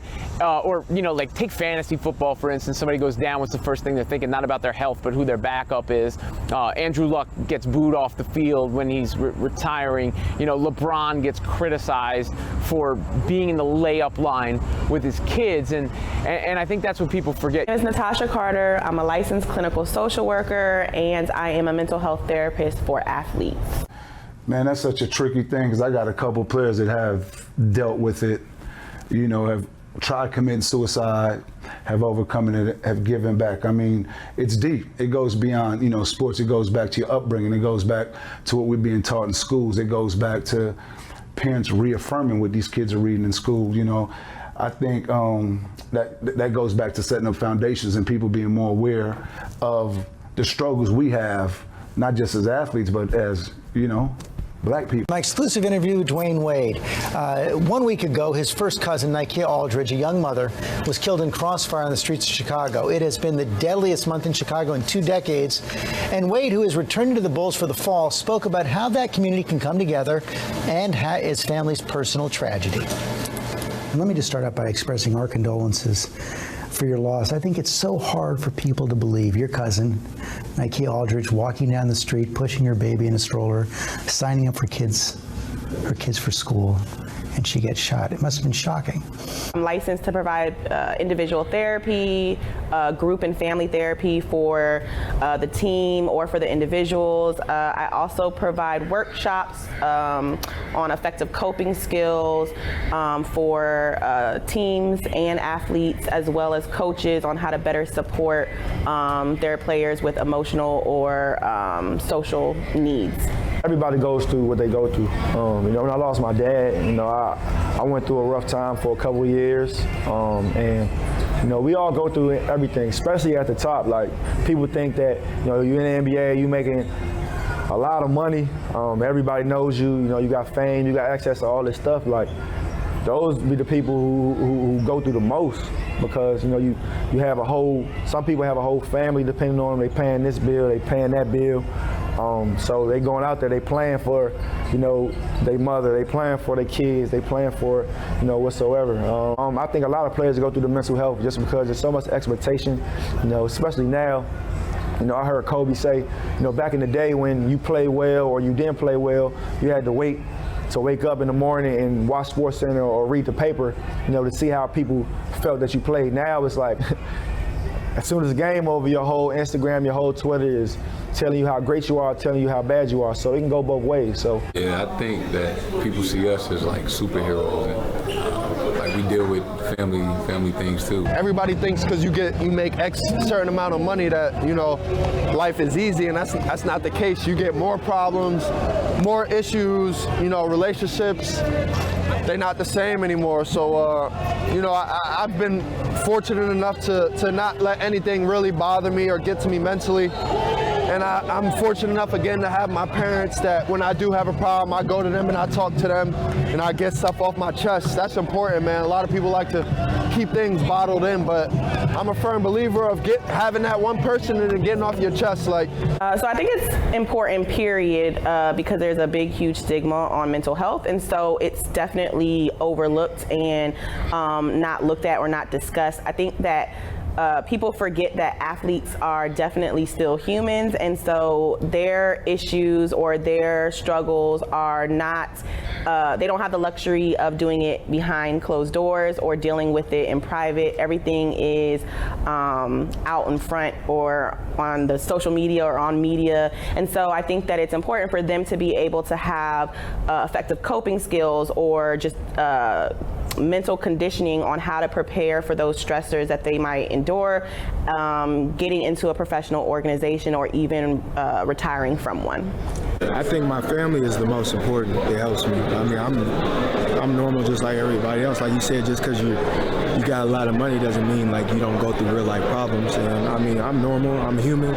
I have real life problems like everybody else, but I think I have my family really supports me and is my backbone. So like when things get tough, I turn to them. When things are great, I turn to them. And I think we just keep it even keeled at all times. Not saying like I don't go through anything, but my family's my backbone that helps me through anything that I possibly could go through. Your family's so devastated by all this, and on that weekend alone in the city of Chicago, 10 more people killed, 57 shot. Yeah.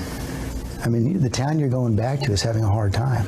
We're coming off doing the town hall meeting. It was right there from right with ESPN just the night before. Literally the night before. It's important for all of us to help each other, to go back and say, you know what, where did this start at? How did this start? And let's see how we can change there. We're using our voice, we're using our platform to try to shed some light on the city of Chicago, and then hours later, one of my family members is killed. For me, it was tough. I want my family to grieve in private as much as possible, right? It's on a smaller scale, but anytime you're a public figure in any way, shape, or form, you're going to get some of that. Like, I'll log on, and somebody, first thing I'll see in the morning is, you suck, and you have to realize where that's coming from that person, or not let that affect you. But when you multiply that exponentially, like some of these guys are dealing with, it's difficult. And I think it's a product of the times, the 24/7 news cycle and social media. So for professional athletes, the common things that I hear about are anxiety, depression, and then pressure. So a lot of the anxiety comes from pressure. A lot of the depression comes from being away from family, or not playing, or even the impact of getting ready to retire. So what we talk about is definitely coping skills. A lot of individuals, period, don't know what coping skills are, and so they don't know how to develop or implement them. So we talk about that. We talk about effective and healthy ones, as opposed to some of the ones that they're using, which may be smoking, it may be avoidance, it may be anger, and so kind of being able to talk about how to counter those negative coping skills. And then we talk about self-care, and then a lot of it is individual therapy or motivational interviewing, and just kind of giving them different perspectives on the situation that they're dealing with. People with money, people that are wealthy, that have money, they have the most problems I've seen. They just don't have money problems, if that makes sense. Well, right, and as athletes and entertainers, we have this platform that we can use to bring awareness to stuff like that, right? And that comes with, once again, setting up foundations. Give your boy a job, and have him run the mental, health awareness stuff. So I'm proud. I got like 2 players, man, that's doing big stuff in that area, and really trying to give back to youth, and that's their platform. But it definitely exists. It exists, but it's something that it's more so we got to change the culture. We got to change the narrative, the whole education form, so to speak, right? And we may not be able to do it through our current school system, but as parents, we can be more involved in our kids' education. Yo, this is a PSA for all you bitch niggas. Peter Clark, Spoon, Al, all you niggas, David Clark, Rod Swain, Lou Tucker, all you niggas who been hating and shit, talking sideways, any one of you niggas pull up right now. And come talk that talk now. Peter Clark, all y'all niggas, stop telling niggas it's your establishment, niggas. This ain't your shit, bitch niggas.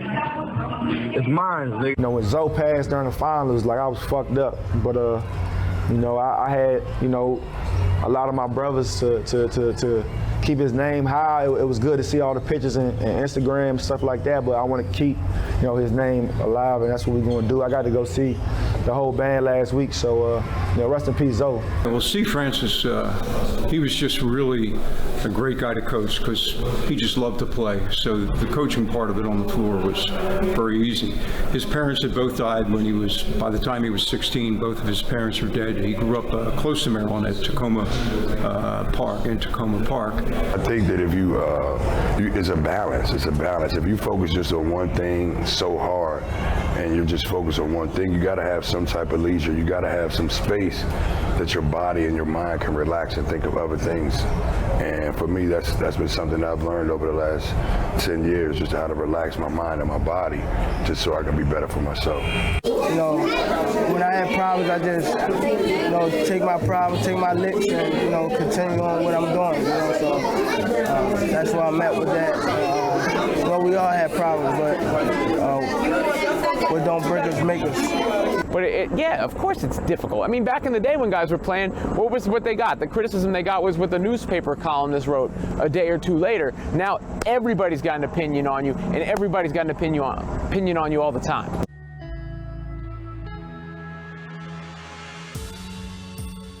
So Kevin, you are now the new face of mental health in the NBA. Mm-hmm. How does that feel?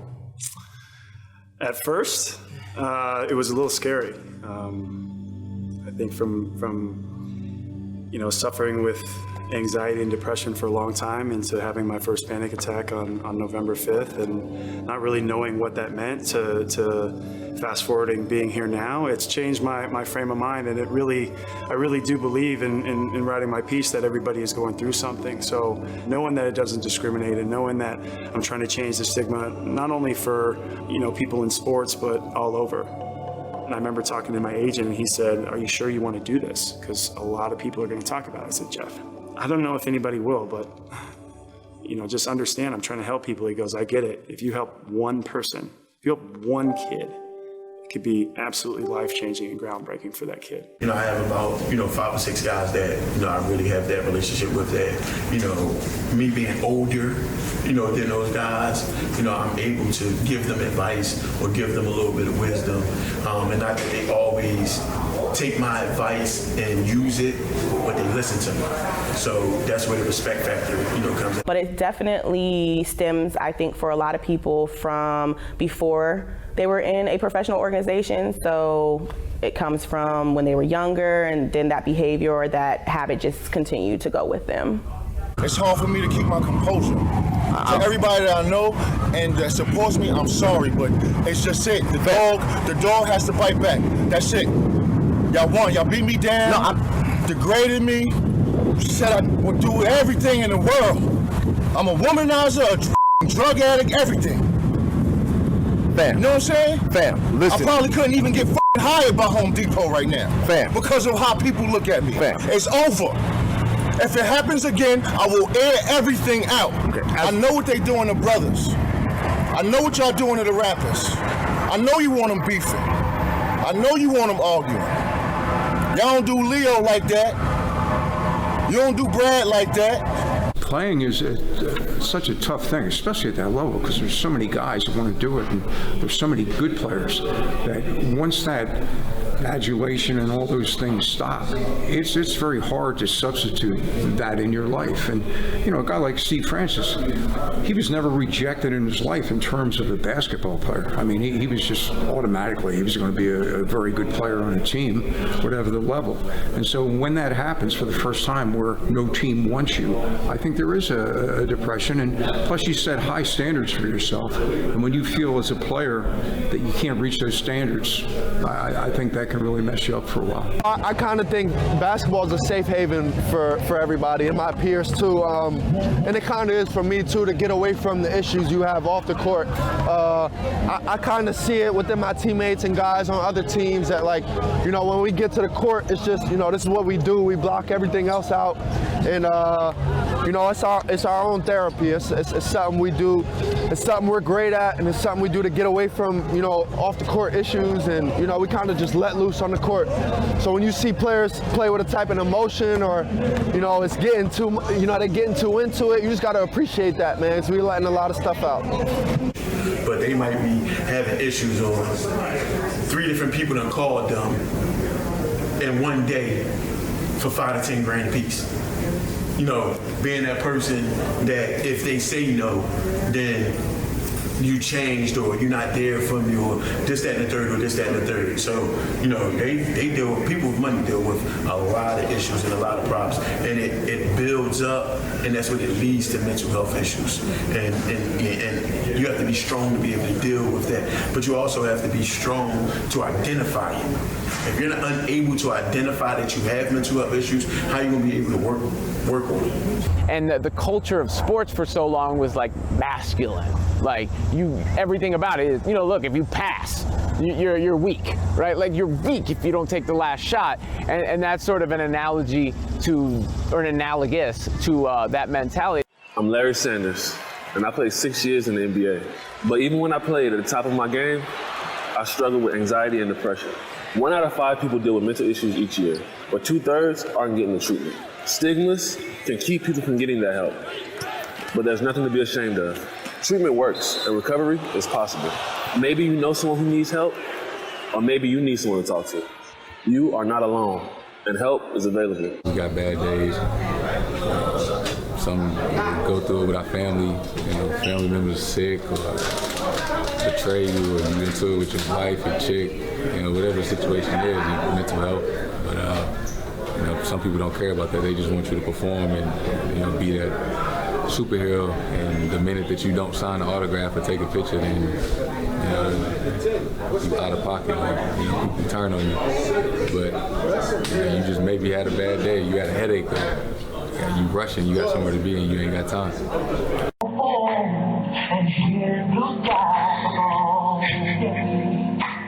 Can you hear him crying?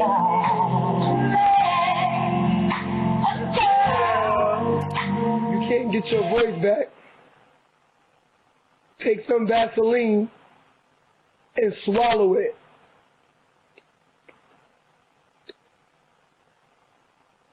And it'll help you.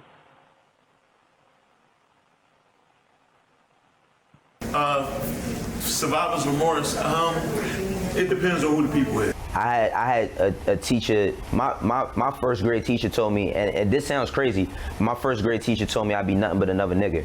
I didn't even know what the word nigga meant when I was 5 years old. You know what I mean? Like, and as I got older, I subconsciously started to believe that when I understood what people thought about niggers. You know what I mean? And yeah, man, I do have like survivor's remorse about certain things, but the thing is that I try to use like my platform and my presence to try to inspire others. You know what I mean? Like, yeah, I know it's tough, man. Yeah, and I'm the type of person that wants to help everybody, but you know, it's just the belly of the beast. You know, you're not gonna be able to help out everybody. Some guys took the wrong path.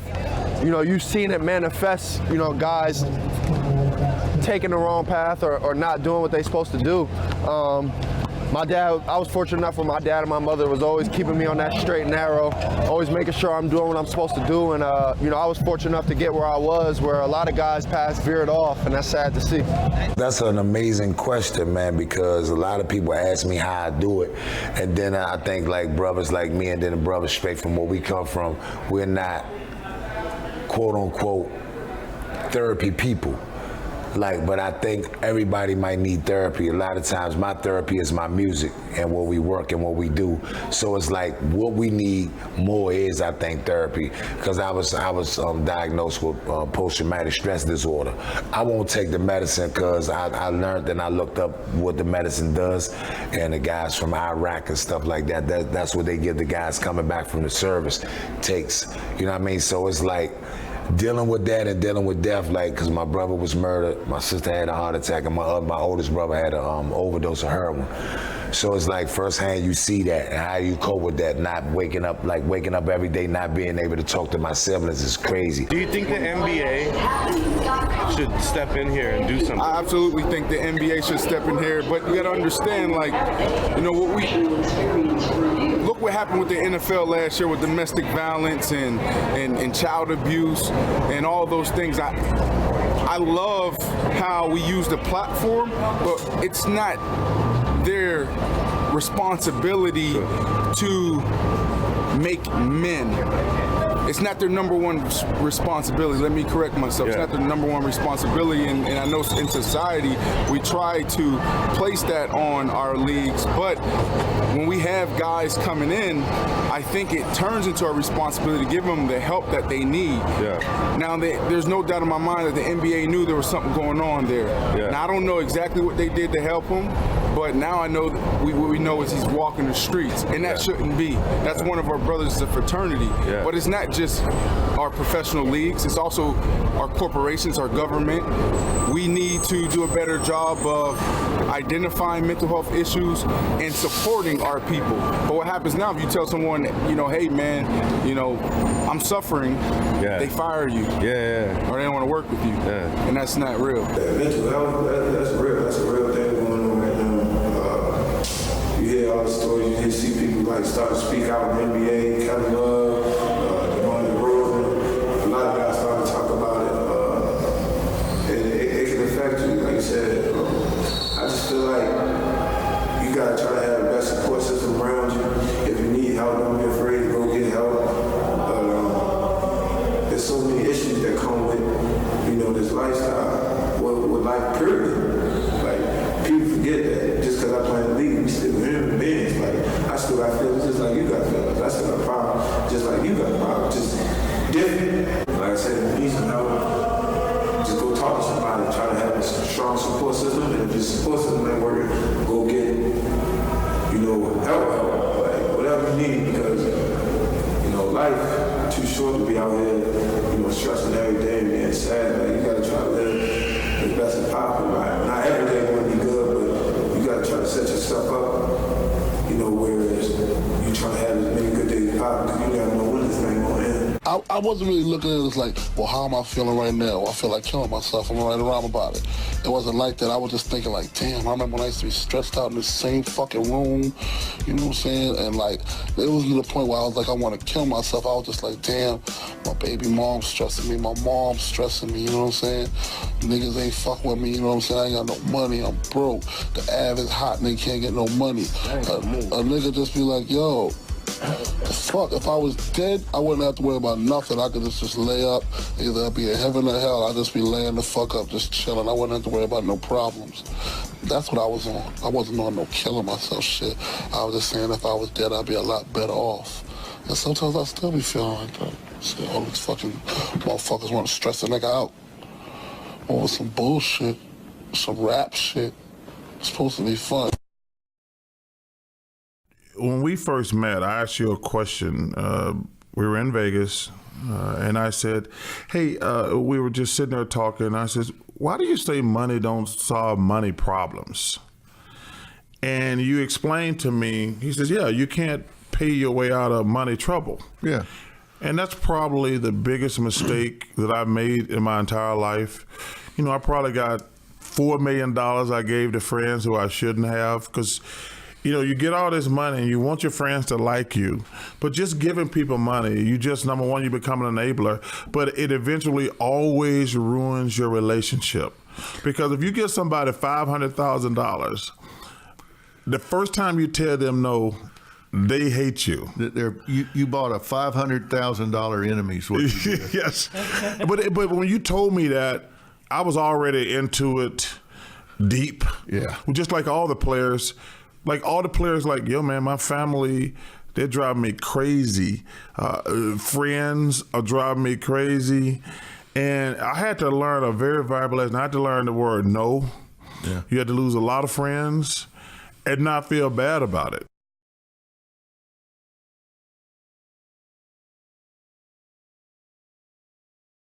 I mean, honestly, I don't feel like I owe anybody, but I mean, I got to give gratitude to my parents. Like they fought hard, multiple jobs just to, put food on the table and a house over our heads. So like, if you want to use the word oh, yeah, I feel like I owe my parents all the time. Make sure y'all try to stay out of trouble as much as possible. At the end of the day, everybody got to live their own life. You can't really control. So my job was I try to help everybody as much as possible, move away from those type of environments, or try to put them in a position where they can better themselves to make a progress and go somewhere. But sometimes they got to make a decision they want to put the work towards effort, because I'm not going to give you any handouts. It's more about the respect that somebody should have for you. They got to respect that you did all the sacrificing yourself to get to where you are.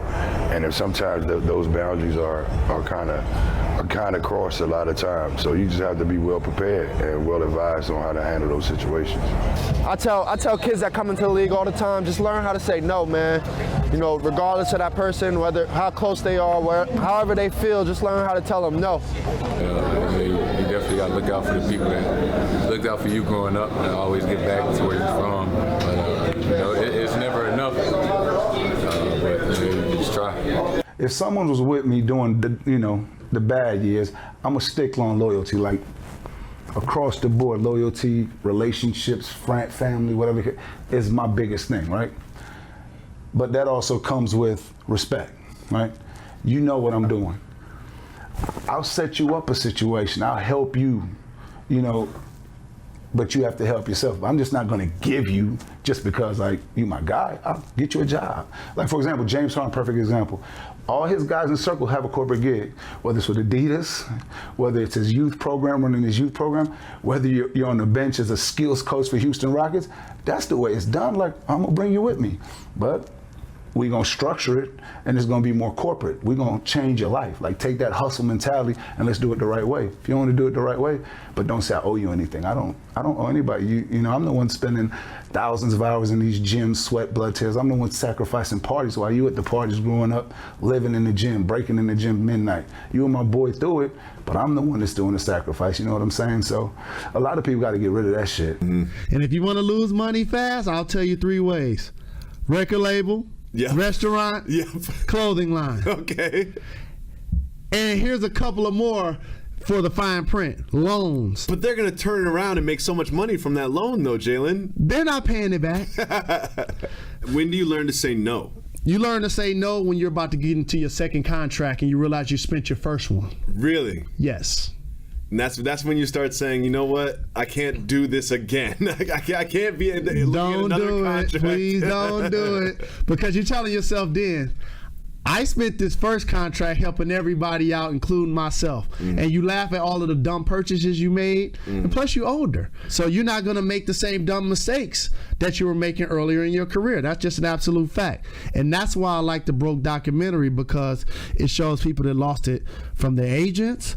It shows people that lost it because their parents and divorces and having too many kids. I mean, it's always been tough, though, because I can say yes 100 times. The one time I say no, I'm the worst person in the world. So that's something I'm still going through. Like, I'm not the best person at telling people to have a big heart. So I'm always trying to help people out and put them on a platform to help. So that's one thing, just talking to my assistant, my family, my financial advisor, those type of guys that have to take that next level of being able to say no. And if they can't deal with it, that's just something you have to lose. Because if I'm telling you no one time and you don't want to mess with me no more, you didn't really love me in the first place. So that's something I had to grow and get better at. People owe whoever they think that they owe based on their experiences. I don't think it's this set thing. A lot of guys have got there really with nothing. A lot of them have got there with a mom or a dad or either. You know, there's a lot of situations. It depends on who the people is. Now, if it's somebody that you grew up with, somebody that's been there for you, somebody that's had your back and went through the trenches with you, went through the hard times with you, not necessarily owe them, but those type of people that you want to keep around. I don't see it like paying it forward or paying it back, or you owe anything to anyone in that way. What I see it is anyone who's been successful has gotten lucky in a lot of different ways. It doesn't matter if you hear someone say, listen, where I come from, and I had no advantages in this and that, and I did put in all the work to get to where I am. Yeah, but other people tried that too and maybe didn't for whatever reason. And a lot of that has to do with luck. And so you should be aware of that, no question about it. You know, take a chapter out of LeBron's book of life, where, you know, all his close friends that he grew up with or whatever that are still in his life, like, they're just not around. Like, they have sustainable income and investments and things intertwining where they're running businesses for him, film companies, you know, real estate, runners maybe managing him, and went to school for it and like crossed the T's and dot the I's on it. You know what I mean? So it's like, you know, just the days of like having a entourage that's not monetizing not only for itself but for you is like it's like ingredients for an appetite for destruction. You know what I'm saying? And to affect your brand long term or your pockets. You know. I feel like you owe people who helped you get to the point you are today to an extent. I feel like you just own loyalty and never forget where you came from. But as far as money and things like that, nobody, made you get in the gym and work hard every day and told you was gonna make millions of dollars. You did that on your own. So at the end of the day, you owe yourself. For me, I don't owe nobody. I only owe one person, and that's my mom. That's the one that put me on this earth. She's been my best friend. There's times when she didn't pay the light bill, so I can go play AAU tournament. So that's the only person I feel like that I owe. I hate the fact that people try to attach currency to love. Like, if you gave me love, there's not a check for loving me.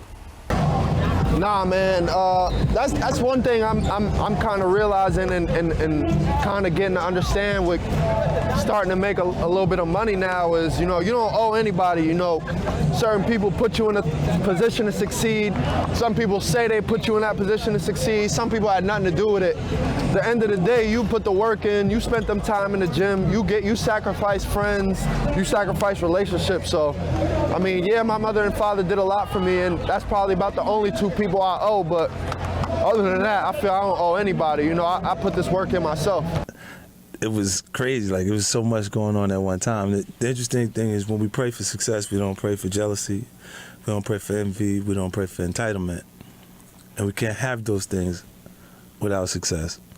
And this is what changes the relationships around you from the start. Because I want everybody to come with me, because we went on the road. By the time we got for the tour, I said I can do whatever I want as long as I keep working.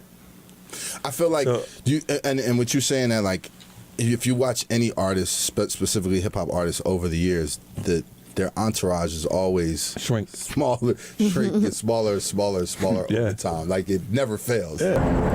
So it's delicate because you'll have, some guys and a whole bunch of people will be around them that might not actually be their friends but want something from them. And at the same time, guys want to give back to their communities and where they came from. I don't think I owe anyone, to be honest, because nobody wasn't, bringing me to the gym.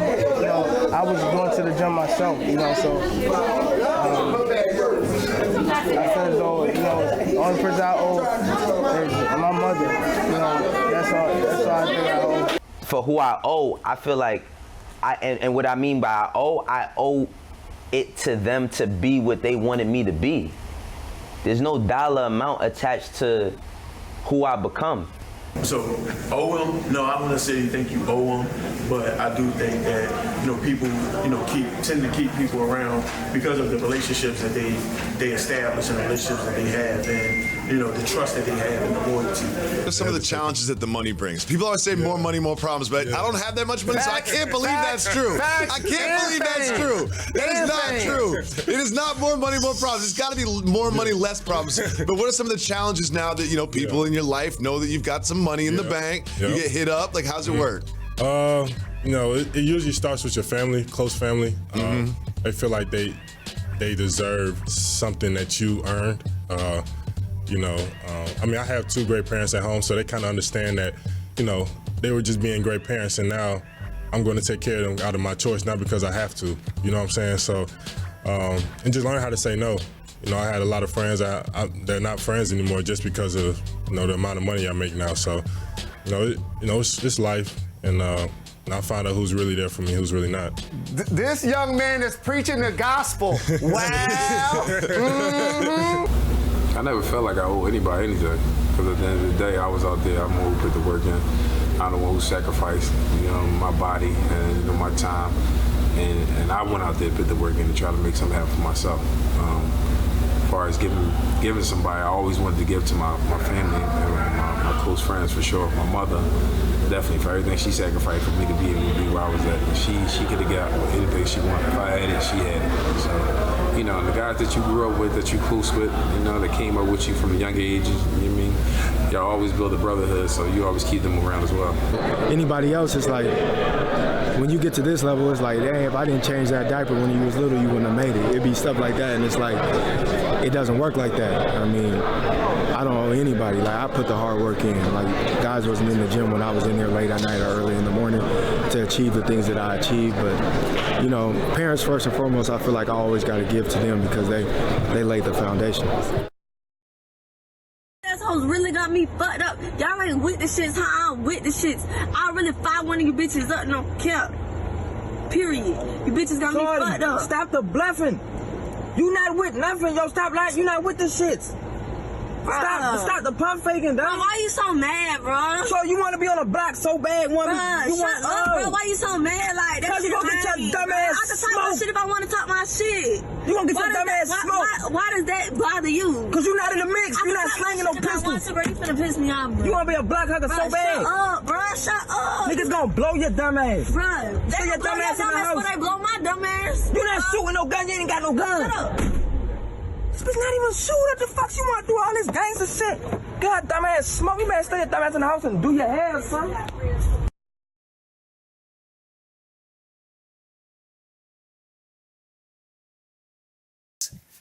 So now, Kawhi Leonard, I am back.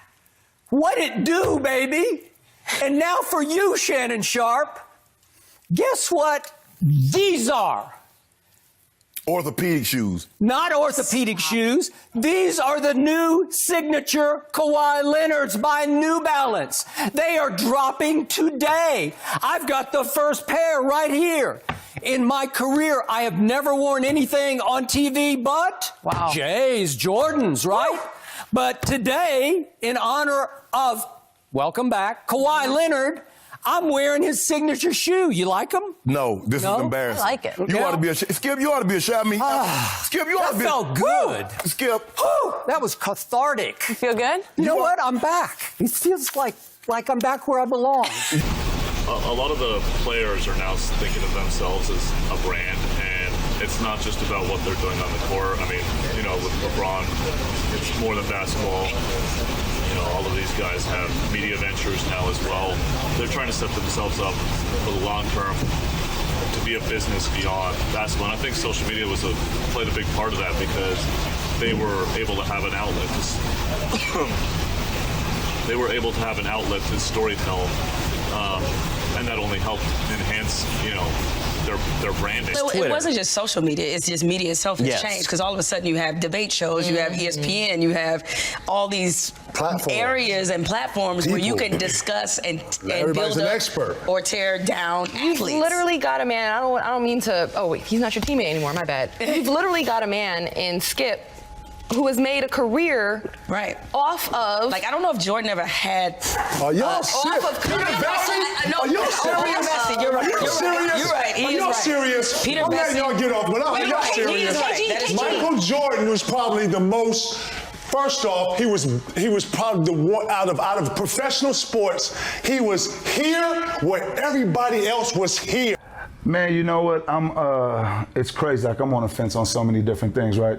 It's a business for sure, but I'm hoping it doesn't become a business earlier as it's going, right? Like with the AAU becoming so prevalent, you know, sneaker companies getting involved. Like, kids can't just play the game for joy anymore, right? So it's like, and it's just working its way up, you know. But then on the flip side, we get mad at players that demand trades and this and that, or they want to transfer from college, but yet the college coaches can bounce as soon as they get a better contract, right? NBA teams say I'm gonna go to a different city right away, but we look down on the players when they're trying to demand a trade or they wanted more money, and I think a lot of that has to do because it's an urban sport. Come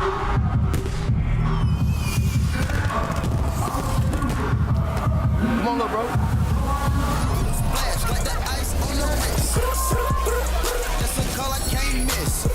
Set my goals like a goal, hit the switch. Work, check it off the checklist. In a position to win, in a position to go, in a position to win, in a position to go, in a position to win, in a position to go, in a position to win, in a position to go. Not that action, let's get active, that's what I'm asking. Like what's happening? Skirt, but don't crash it.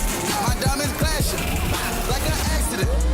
I take high risk, cause I'm passionate. High risk, I get it fast from gripping the bag, I'm dashing it. We about to go undefeated in all of the matches. We did it first, you do it the same exactly. We did it first.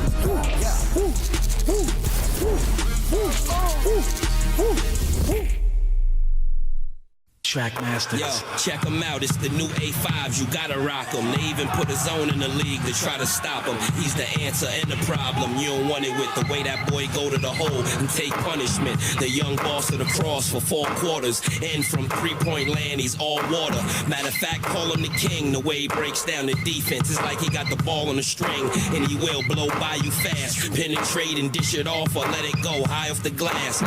All you need is a pair of these. Nothing else. Your hesitation and stopping Papa be something else. Trackmasters and J to the bar. I keep an extra pair in my car in case y'all wanna take it to the park. High percentage, I'ma make it from the arc. Take it from the heart. His shoe blew apart. A total disaster.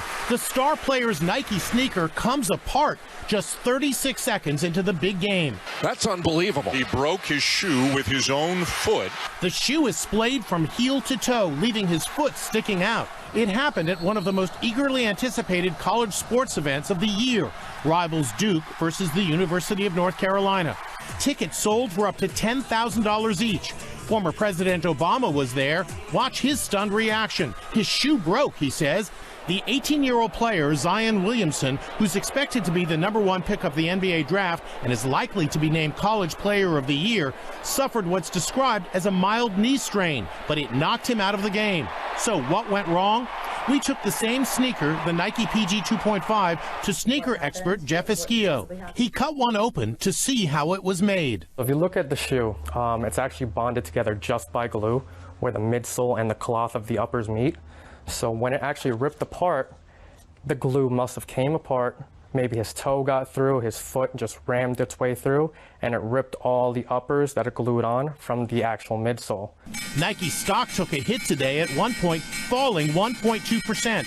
Darren Ravel is a sports brand expert. For Nike, it could not get any worse in terms of the moment it happened, how big it happened, and the audience that saw it. Nike is vowing an investigation. We are obviously concerned and want to wish Zion a speedy recovery, the company said in a statement. While this is an isolated occurrence, we are working to identify the issue. There are people who've benefited from the history of our country in ways which is why privilege has been a buzzword now for several years, because especially white privilege, but there are different kinds of privilege that are oftentimes invisible to the privileged person. And sure, that's a good thing to raise awareness of that. In West Philadelphia, born and raised, on the playground is where I spend most of my days. Chilling out, maxing, relaxing, all cool and all, shooting some b-ball outside of the school. When a couple of guys who were up to no good started making trouble in my neighborhood. I got in one little fight and my mom got scared and said, "You're moving with your auntie and uncle and Belle." Hey, Rich, I'm glad you brought this up. A couple of things. It's because mainstream America finally had to embrace hip-hop because they realized hip-hop sold products. And started with the Detroit Pistons and MC Hammer. The "You Can't Touch This." I remember going to arenas when all they were playing was "Whoop, There It Is." That was as close as you could get to rap music.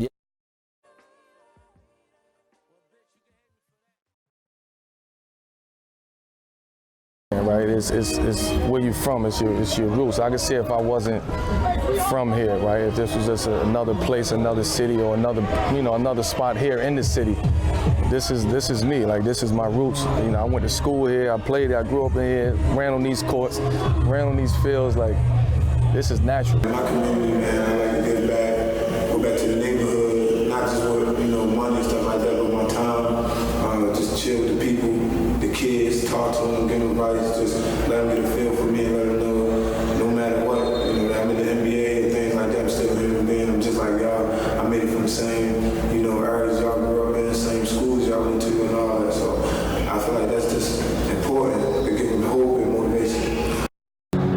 But I think what you're really talking about is basic human empathy. And people should care about each other. And especially the powerless, people without opportunity. And regardless of whether they feel that their position is owed to something. It's easy, man. It's easy, man. Just set up foundations as needed. Set up a lot of nonprofit, put guys in position to also make them feel good about themselves, like they're giving back. But a lot of guys don't want to change that color. On a winter day across from Suitland High School, Durant stepped inside what he built, understanding who he built it for. This is incredible, man. When you looked in their faces, what did you see?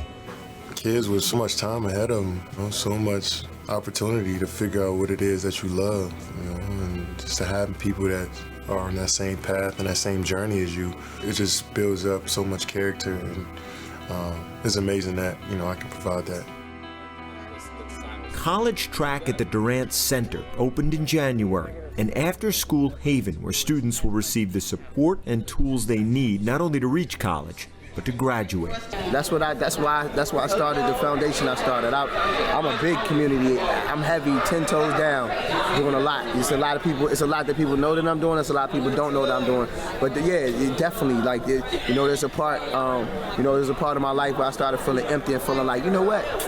I shouldn't have to, I want to be one of those guys that comes to Philly multiple times but ain't never did no work out here. Like, I've done work out here extensively, to fight domestic violence, to feed the homeless, a number of different things, you know what I mean? And I continue to do that, and I think that, and I say it time and time again, that you don't have to be Raheem Devon or whomever, a public figure, to care about people.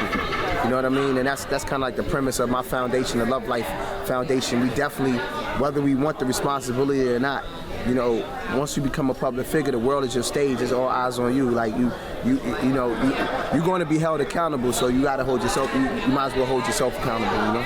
I know the trials and tribulations that they go through because I've been there. Which is why NBA superstar LeBron James and his foundation are opening this school in Akron for at-risk 3rd and 4th graders who struggle both in school and at home. Because I'm a role model, that's been in the position I am, it's something like a hood hero, so it's good to give back, it's good to, touch these kids personally, and not from afar. So I feel like it means a lot. You need to do this. I think every person that has spotlight on them need to do it.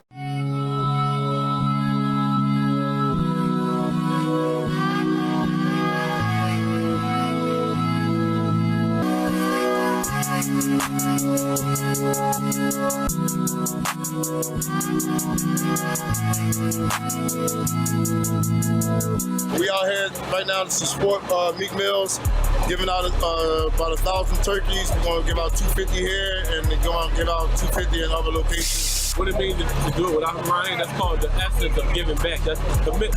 He made a commitment to do this. Even though he's incarcerated, he's still giving out to the community and giving back to the community. And that's what it's all about, the spirit of giving. If you look and see all the people that's out here, you know what I mean? It's a need for this.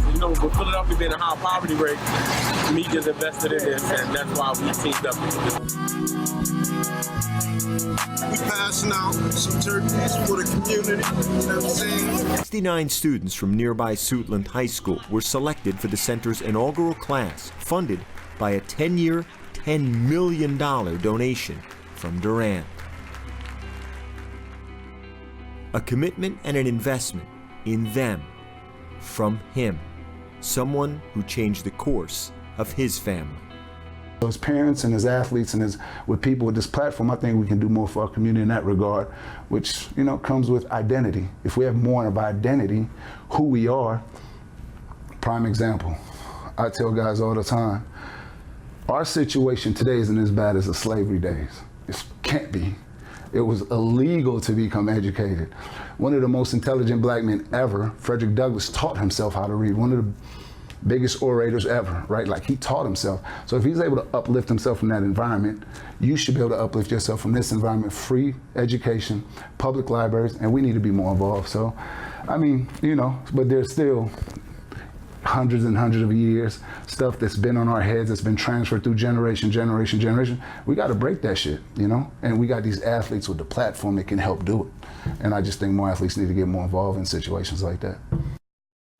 Service, you know what I'm saying? We're packaging up 5,000 bags of food to give away. So we have fruit and vegetables, and we just getting the teamwork going. What station at? Where do you guys want to put me at? What duty?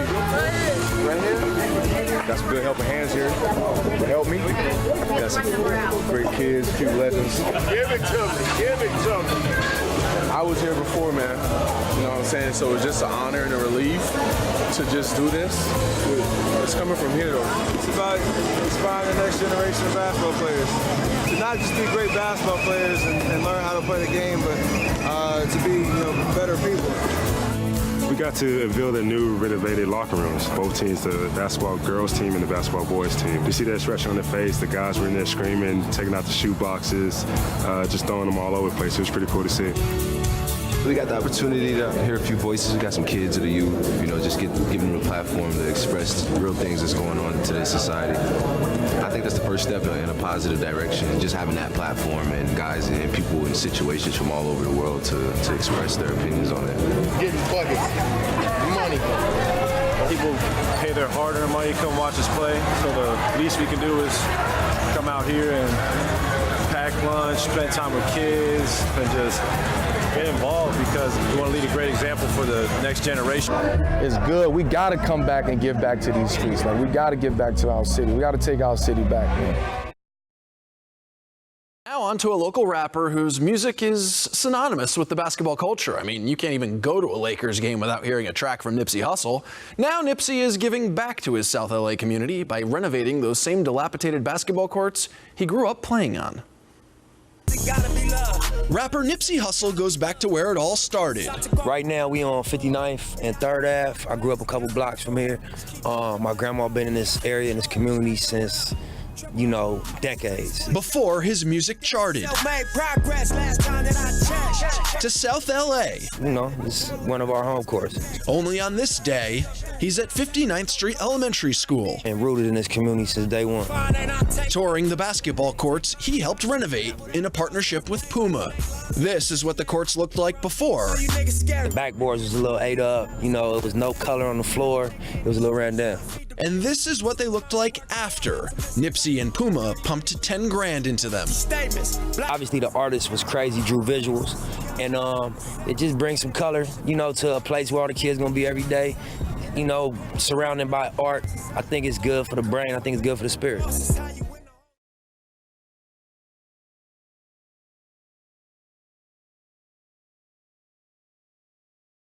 When Nipsey died, it was crazy to hear the news. I remember we was in the locker room about to play a game, and I was at the time with my teammate. He's real cool with Nip, and he was the one who told us right before the game. It was just shocking, like out of nowhere, somebody like that, you know, real good at rapping, but was real active in his community, in his neighborhood. To kill somebody like that, it just made you think about your life. You don't think about it, you just do you.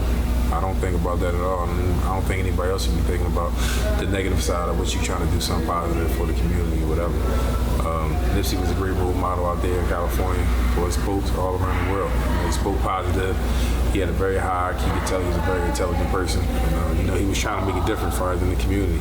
And when the guy's trying to do something like that, then something tragic happen like that where somebody takes his life, it's questionable. You question that and understand what's really going on in this world and how things really are working out here in this world. So, I mean, like, if you're doing stuff like that and you know you're giving back to the community, just be positive. You can't really worry about people, what they say and the negative and stuff like that. Obviously, if they're talking negative, you're doing something right. Nipsey Hussle, a Grammy-nominated rapper, was shot to death over the weekend in Los Angeles. His death is being mourned not just because of the loss of a promising talent. It was also a blow to the African-American community in South LA, where he had turned his life around dramatically and was working to improve opportunity for others. He's the focus of our arts and culture segment tonight, Canvas.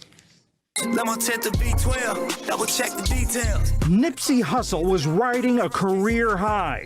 Born Ermias Ashkadam, the West Coast rapper's debut album Victory Lap won widespread praise and a Grammy nomination last year for Best Rap Album. As a teen, he belonged to a gang called the Rollin' 60s.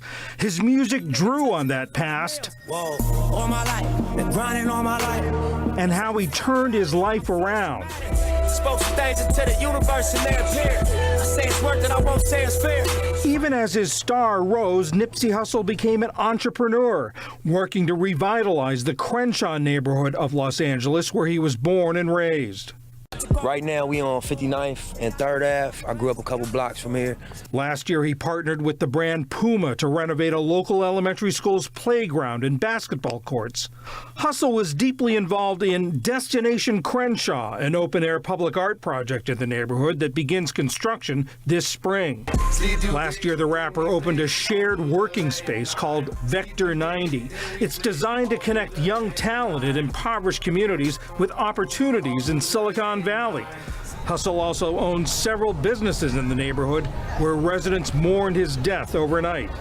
What he meant to the community, if you want to look around right now, every single person that's out here spending their time here, they're here because he spoke to them in some way, he inspired them in some way.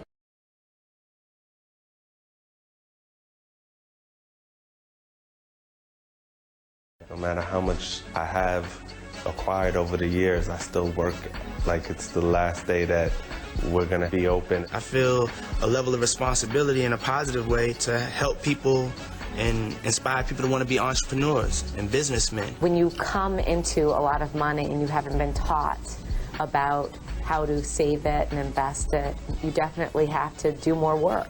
It's not about making money and blowing your money, but it's about doing the proper investments. And it takes really great people around you. They have to focus, black children, on getting the fundamentals of a good education.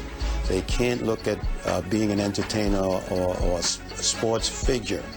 They have to have something to fall back on. The possibility of you becoming a CEO or becoming rich from working inside corporate America is a lot slimmer than throwing a football or rapping. A lot of them come out of poverty, and a lot of them haven't had fathers, and that's a big void in their lives. So they're looking at the bling bling, then when they get the bling bling, it isn't satisfactory. Then they start acting out all these other kind of acts, and people say, well, if you got $20 million, why would you act like that? Because there's no inner satisfaction.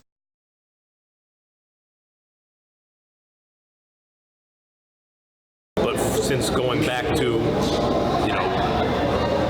as long as we've been talking about this stuff, that is seen as a way out, right? So it's, and then hip hop came along.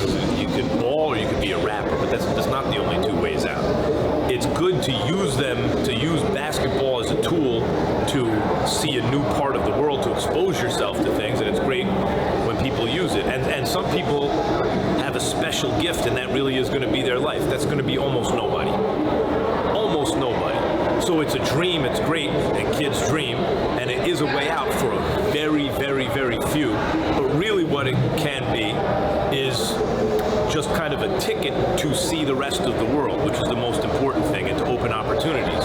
You know what I mean? But I think for so long, we bought into the narrative that that's all we could be. You know, from a black male perspective in particular, like either you gotta play ball, you're gonna hustle, or you're gonna do music. Whereas so many other, what about the cats behind the camera? What about the directors? What about the next lawyers? What about, the cats that do sound? Or like, if you want to talk about entertainment, it's so many different aspects of it that you can be and be great and be part of somebody's greatness. You know what I mean? And I think that that's the biggest story that needs to be told or that can be told from that narrative.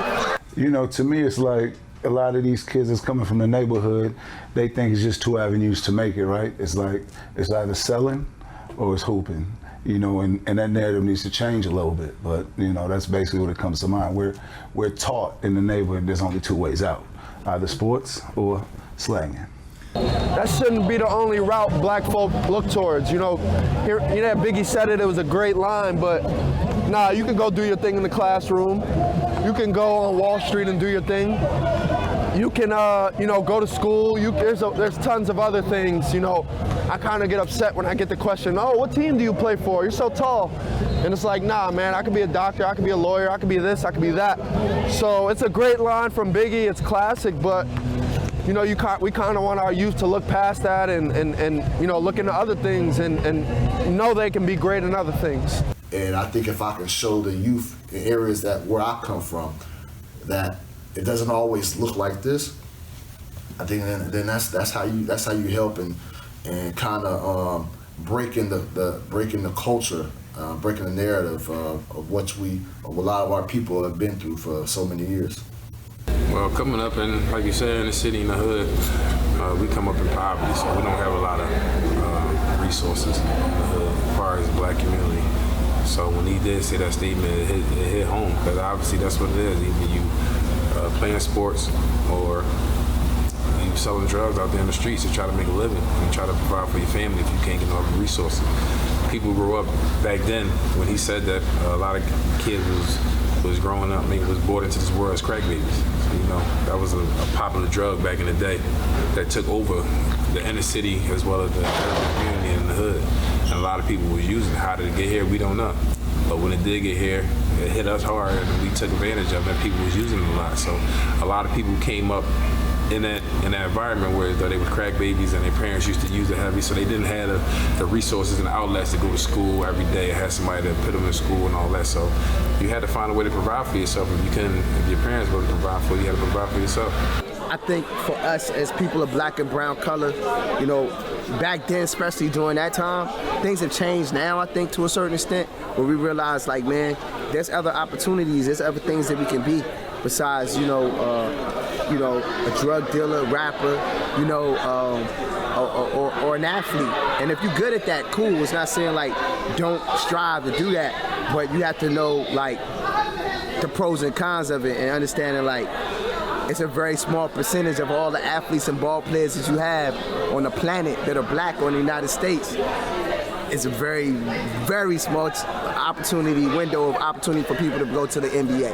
Unfortunately, you got to learn from other people's mistakes. I was thankful that my mom and my pops kept me on the right track, through everything that was around me. It's a terrible affliction where you would have a community that maybe was thinking, the way out is playing basketball, or the way out is slinging rocks on the corner. Like that's not a good circumstance to be in, right? And I think you've seen a new generation of athletes taking that and making sure that wouldn't be, or trying to make sure that wouldn't be applicable in the future, where, LeBron with his school, or guys talking about mental health being important, or other avenues to make something of yourself. And I think that's a real positive we've seen from a lot of modern athletes, where they're telling kids, yeah, I may be this, but you don't have to be this. You can be something else. And I think that's a healthy thing. And the more guys that I think we see do that and use their means to help make that a reality, I think the better off everyone's going to be. The ball players play ball, and the street guys, the street guys. Nowadays, you can't really tell the two. Kids would rather stand on the corner and sell weed or smoke weed or whatever the situation is, rather than to go work on their game and different stuff like that. So you can't really, kids these days, this generation, have both feet in. They got one foot, in the streets, so to speak, and one foot, want to be an athlete, or a hooper. So. Those cats that I know that was heavy in the streets, they're either incarcerated, dead.